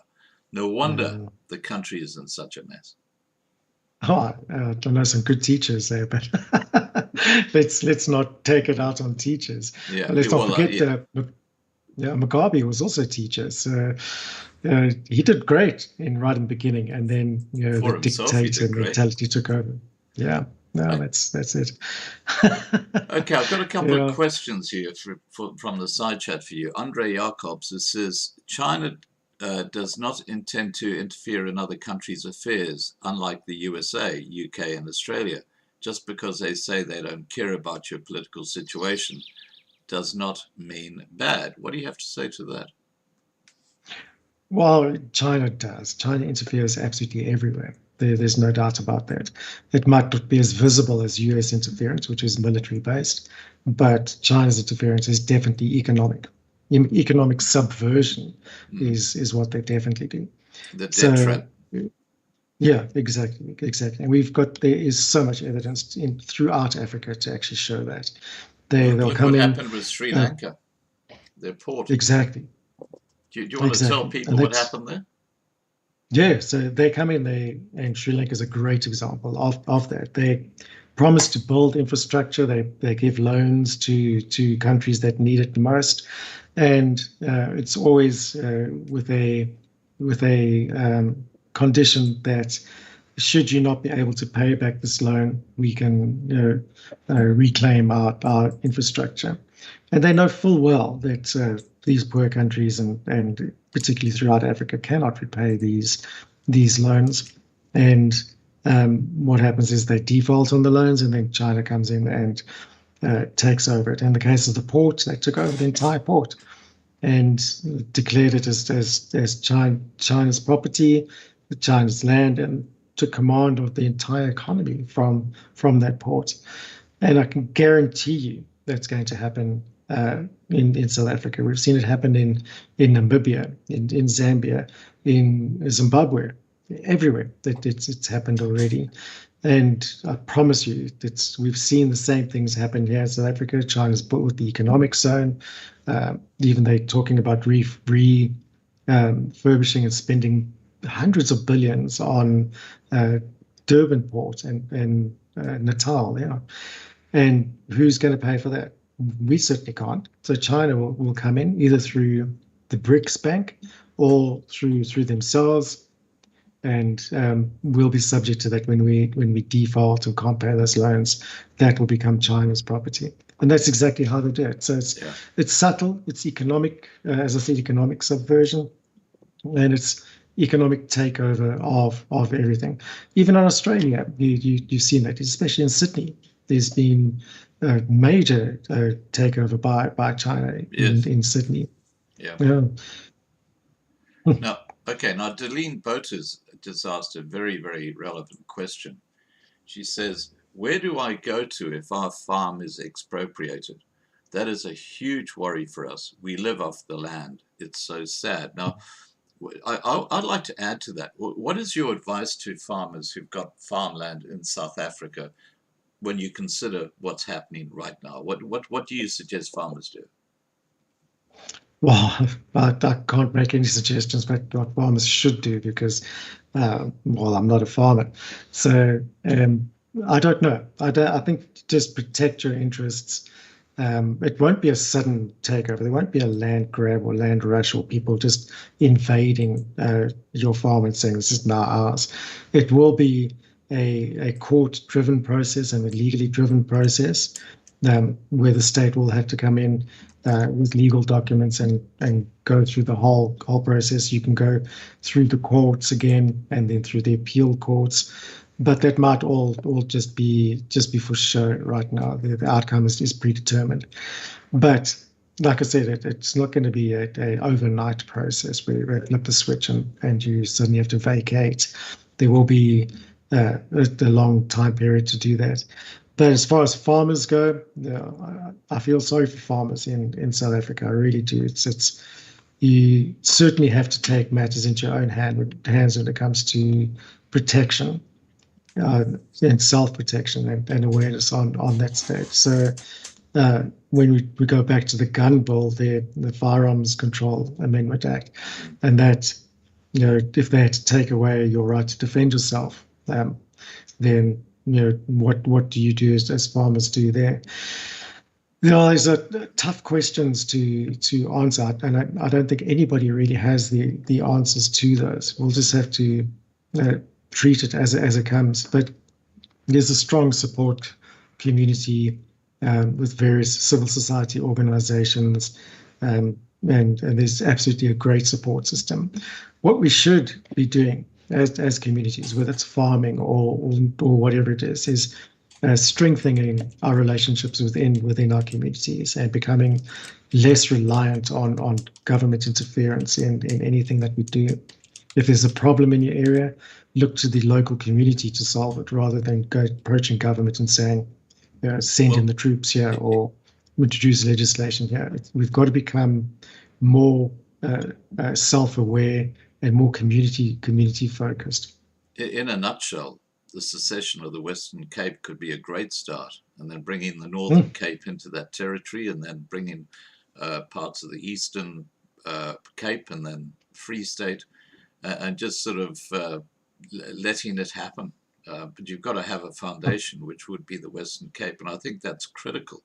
And I just wish these secessionist organizations would work together, because Eendracht maakt macht. And I think if they were working together, they would be very close to a point where they could actually force this on the state or the provincial government under the DA, because they would have a majority of people saying, yes, we want a referendum. But I think that's the problem. I think that's the problem, is that it's just too many people doing their own thing. Now, I've got a few questions from Nigel Soden that I'm just going to put to you one after the other. The first one, he says, is, who are these new elites? Who are the people who are going to run the world? Who knows at this stage? Because they always lurk in the shadows, don't they? But there's definite players who are influencing everything that does go on in the world.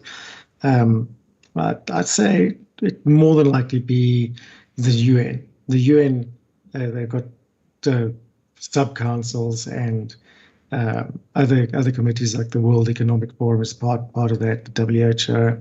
They've got pretty much every angle of governance covered already, and they influence everything already. So I think that's exactly what it will be. It's if it isn't already that, they control governments and so on.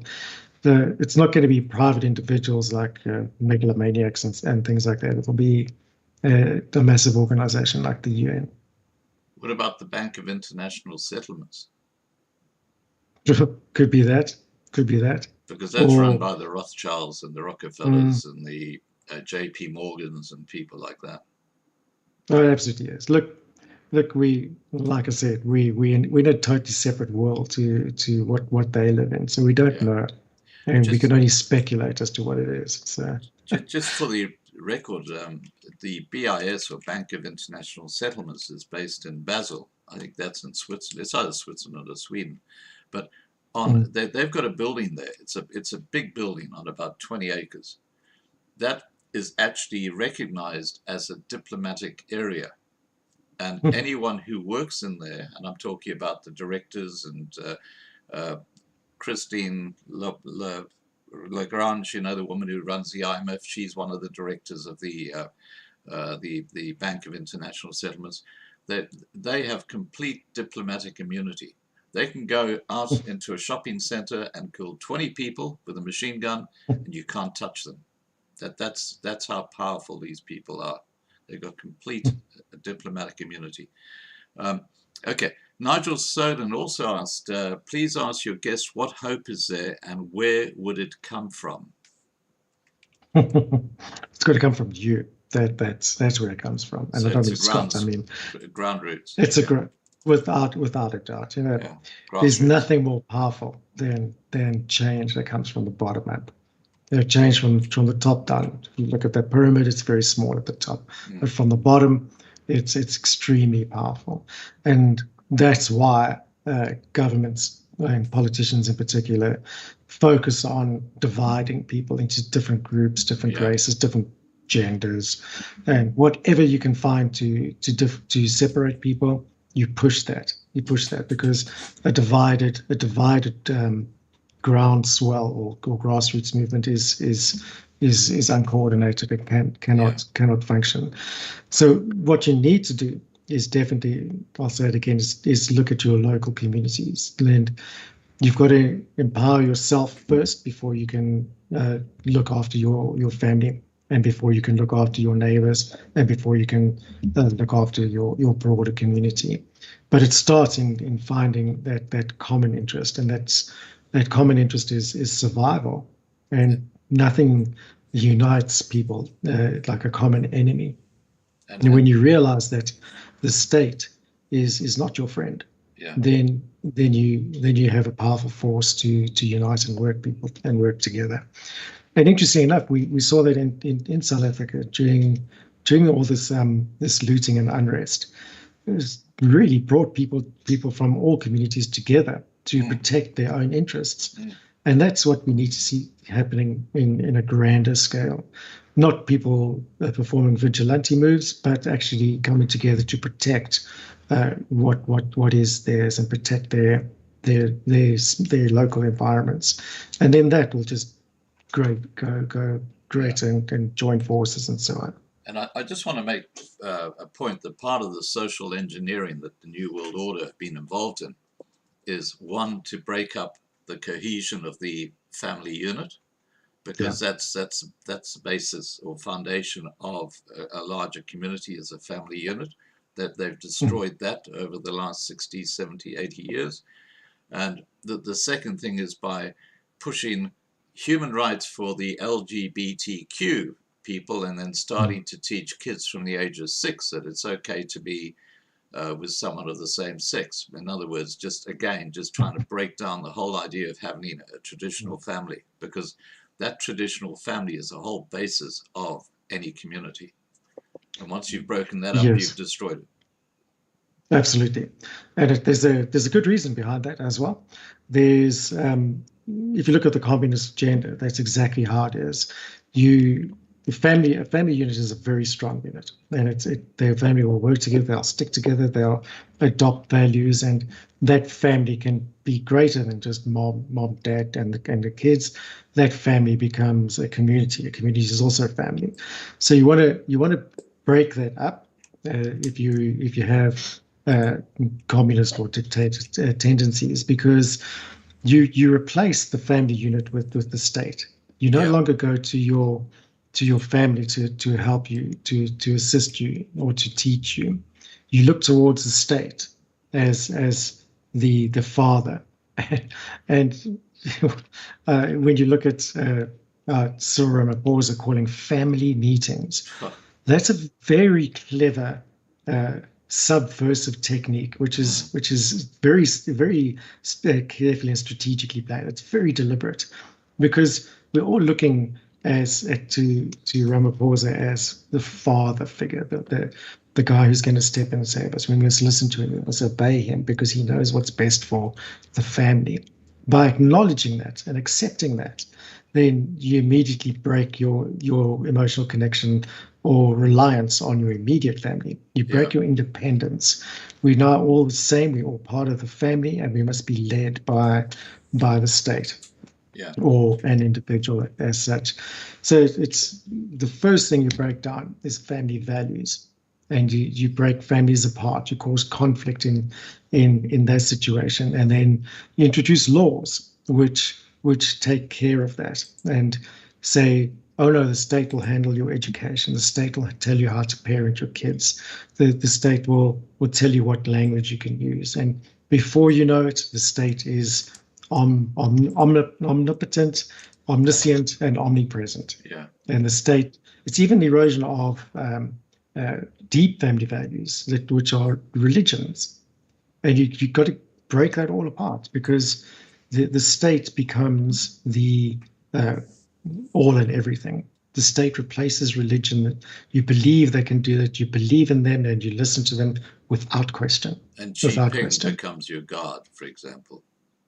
100%. And that's exactly what it is. So you become totally helpless, and whatever happens in your life, you look to the state to help you.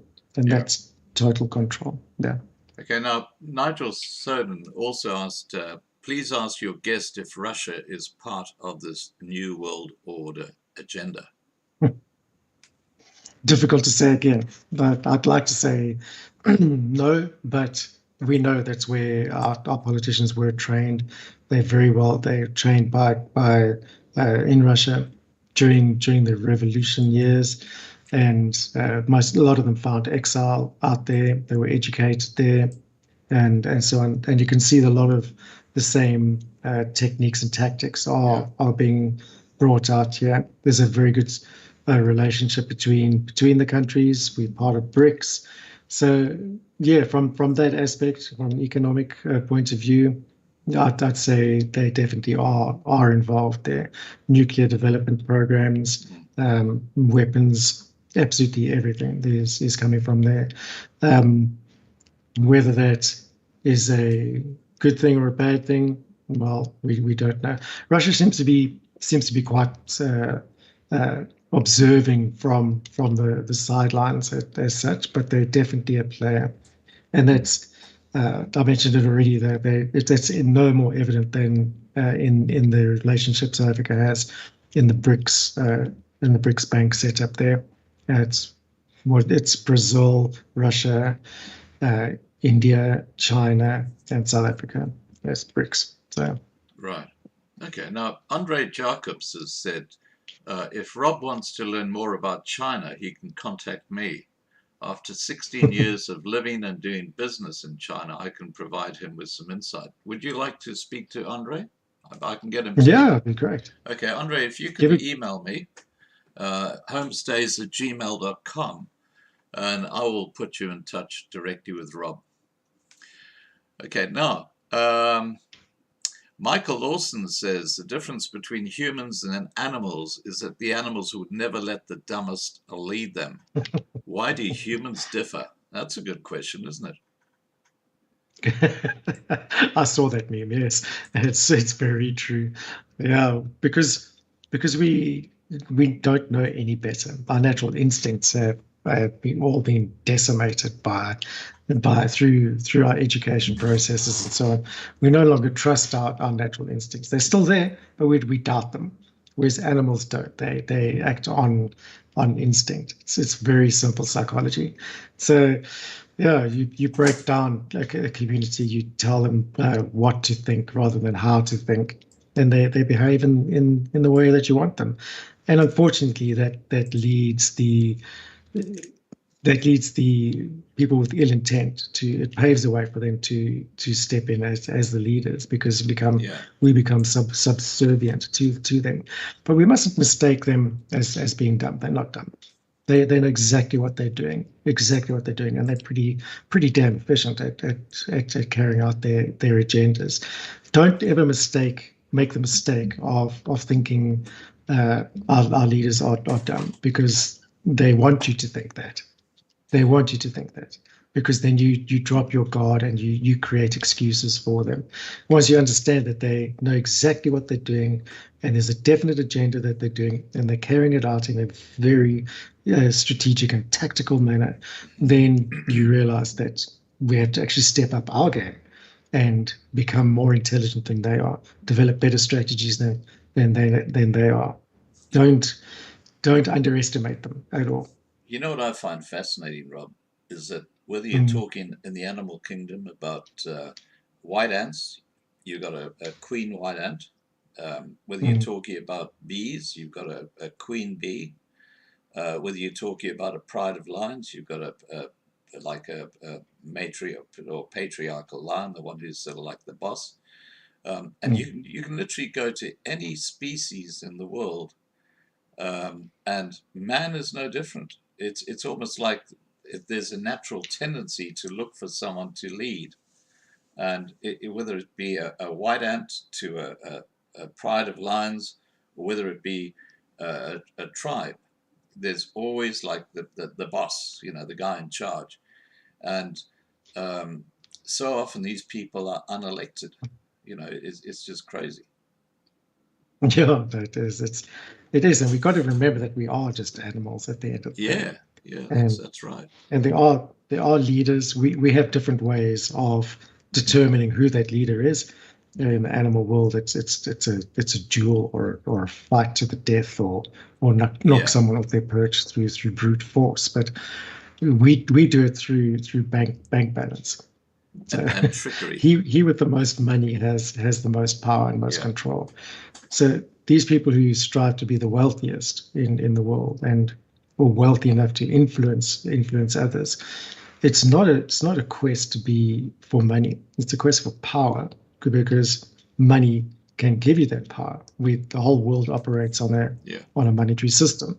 So that's how we determine our leaders now, and we look. I mean, it's blatantly obvious. And the greatest example is in South Africa, and the media and business communities absolutely fell over backwards for Ramaphosa. He's a great businessman. He's got billions. He's worth 8 billion rand and blah blah blah blah. He must be the one who's going to lead this country into freedom and economic success and so on.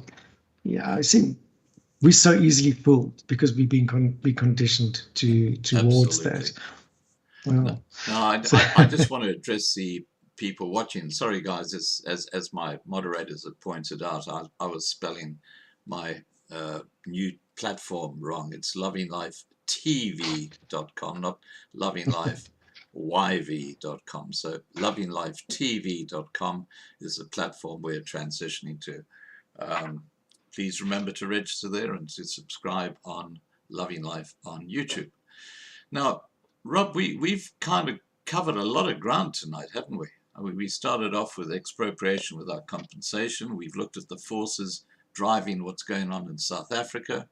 We've looked at the future a bit. Is there anything you'd like to... I'm going to start wrapping up because we've been going for nearly 2 hours. Is there anything you'd like to... Yeah, time flies when you're having fun. Is there anything you'd like to say as a wrap-up for people who are watching now or who might watch later, just regarding this whole issue of expropriation without compensation, perhaps who's behind it, what's behind it? Just I'll leave that to you. Over to you. Yeah, sure. Well, it's obvious who's behind it. It's our government, but there are definitely bigger players in the field. But it's not something that we are going to be brutally honest here. I don't think we can fully stop the process. It'll always be lurking in the shadows, but we can certainly delay it.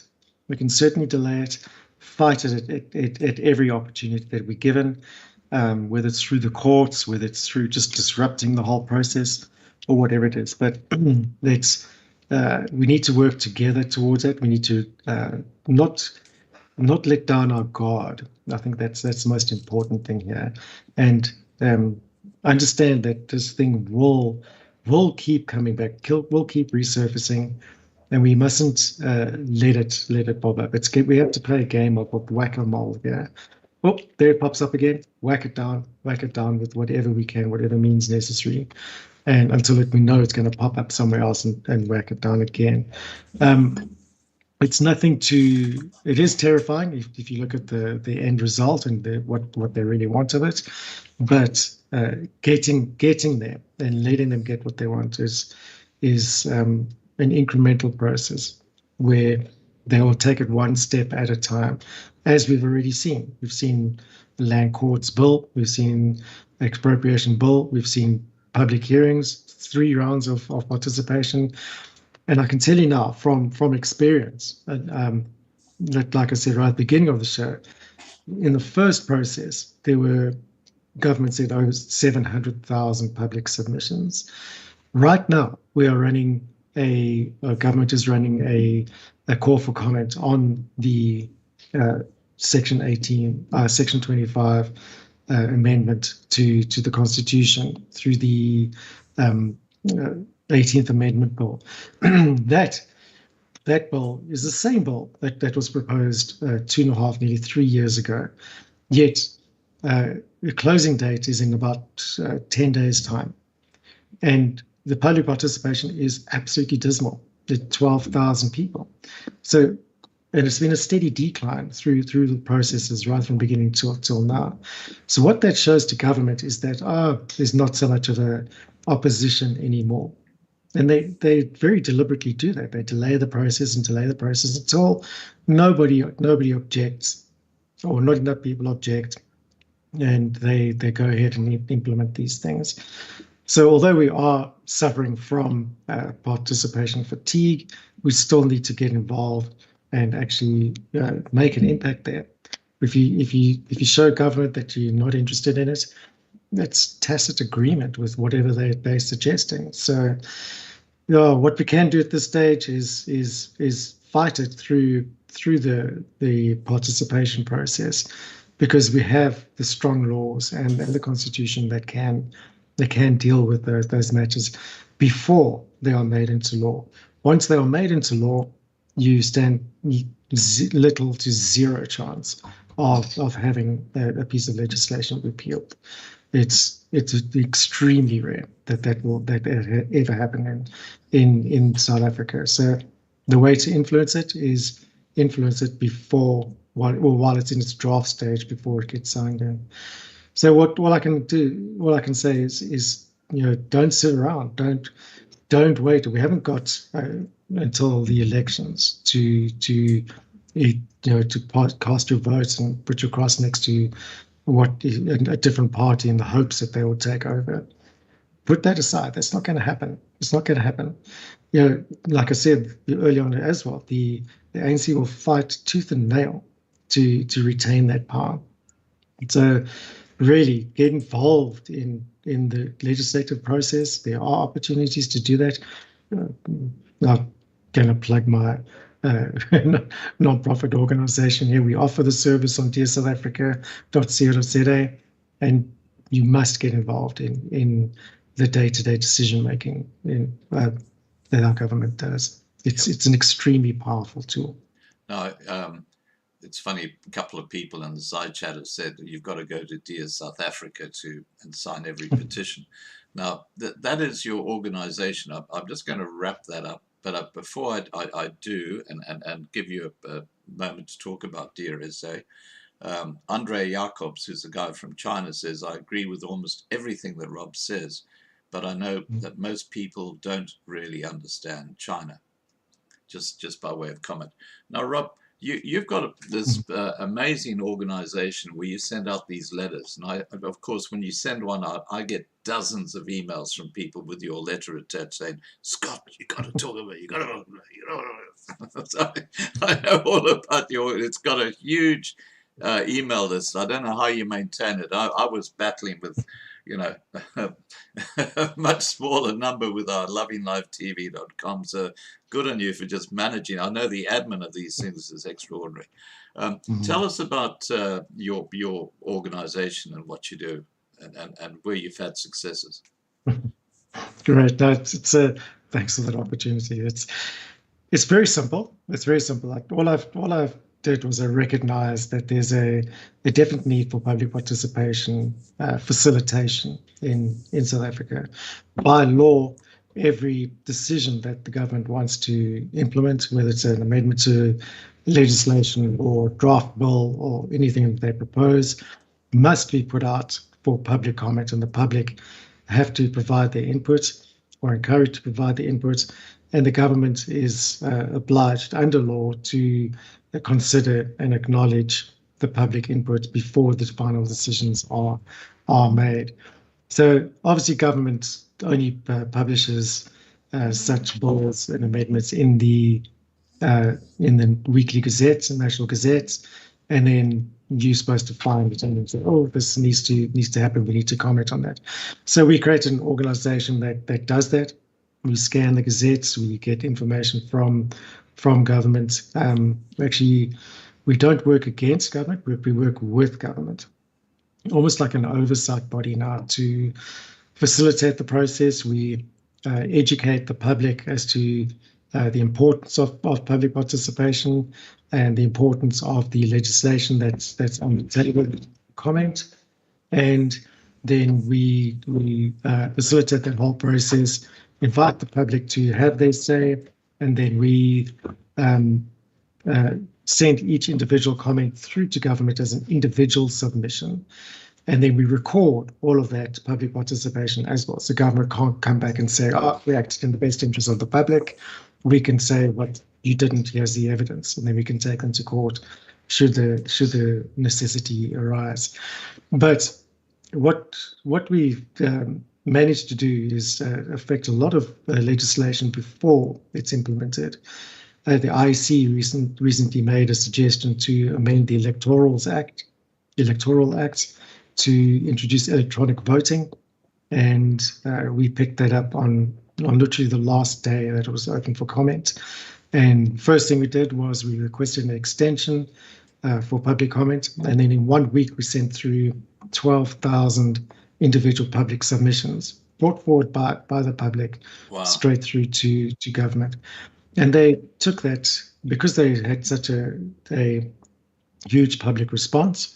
They actually reconsidered that amendment and actually took that clause out of the amendment. So electronic voting is not even considered now, although they're trying to reintroduce it. They will trying to reintroduce it as a later stage. So, and there's been many other instances where we've influenced everything from tariff increases to a recent was a nuclear site license for Taspent, right the way through to EWC. And government's taken a great interest in what we do, and now has requested that we get involved in as much public participation as we possibly can. We formed a partnership now with government where we will assist them. We produce the reports on the public participation, and we really trying to make an impact in all these draft amendments, and then bring them in line with what the public wants and what government needs as well. It's not about attacking anything. We don't run petitions. There's definitely not a petition, because a petition, interesting enough, government will treat it as if you've got 1 million signatures on a petition, they treat it as a single submission. It's crazy. And they discard the public input on that. So our method makes sure that every single comment is recognized as a legal submission that has to be acknowledged. So it's become pretty powerful. It's been absolutely wonderful. I love what I do. It's entertaining. It gets you on your edge, and it keeps me awake at night, which is great, and it really does. And I can see the impact that it has in government, and also in bringing civil society together. Before people would sign petitions or click like on a Facebook post and so on, and have no input and create no impact. But here they can do exactly the same thing. It's a literal mobile platform. 60 seconds, you're done, but you've actually created serious impact in affecting government. To the point now where actually government is trying to start their own public participation initiatives, but they've realized that it requires trust. So that's where we're stepping in. So yeah, that's where the partnership comes in. Yeah. Well, look, fantastic job, mate. Look, Thank you. I think the work you're doing is absolutely extraordinary. And I know what it's like having a passion. I have a passion too with alerting the world to what's going on in South Africa. And I also just want to say, this is totally off topic. I'm sorry, Rob, but I just have to say this. I've got two very close family members, Greg Adams and Fiona Timms, who are looking at getting, can you believe it, married digitally, or you know, it's going to be like a, anyway. And they've asked me to be the best man in side chat, and I said, I just want to say, yeah, I'd be happy to be best man, and maybe what we'll do is set up a live stream and have this cyber wedding. That's interesting. It'll be quite fun. Okay, we'll have to speak to Marlena about that. Now, getting back to... I don't want to see the kiss the bride. That'd be quite interesting. Well, Greg is in the US and Fee's in the UK, so it's a long distance between the two. Interesting. Do you have the rings? That means I'll have to have the rings, won't I, as the best man? Oh, that's going to be fun because I'm in Australia. Wow, that's going to be a global wedding. Okay. Now, Rob, look, I just want to thank you so much for joining us tonight. You know, it's been great, and we look forward to having you on again soon.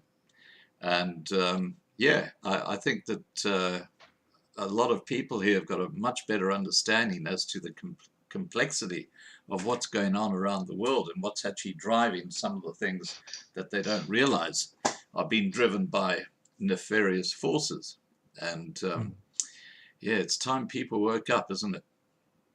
It is. It absolutely is. You know, there's a, and I battle with this often. I used to think that people were inherently good, and if you left people to their own devices, they would do good things. But the problem, and I still believe it, I still believe people are inherently good, but it takes one single bad element to corrupt an entire society. And that's what we're dealing with here. So, we have to be vigilant in what we do. We have to raise our standards and our awareness, and don't fool yourself as to think that things will always be rosy, because they won't. They won't. And just prepare yourself and do the best that you can, become self-empowered and help others, man. There's only one commandment in my book, and it is don't hurt others. Don't hurt them. That's it. It's interesting you say that, because I actually had a comment which I never raised earlier, and I'll just raise it now. And when we talk about a one world government, a one world currency, one of the victims of this are going to be unproductive people. If you're unproductive, you're just going to be discarded, and probably they'll probably just kill you. I mean, we're talking about an absolutely mercenary type of system.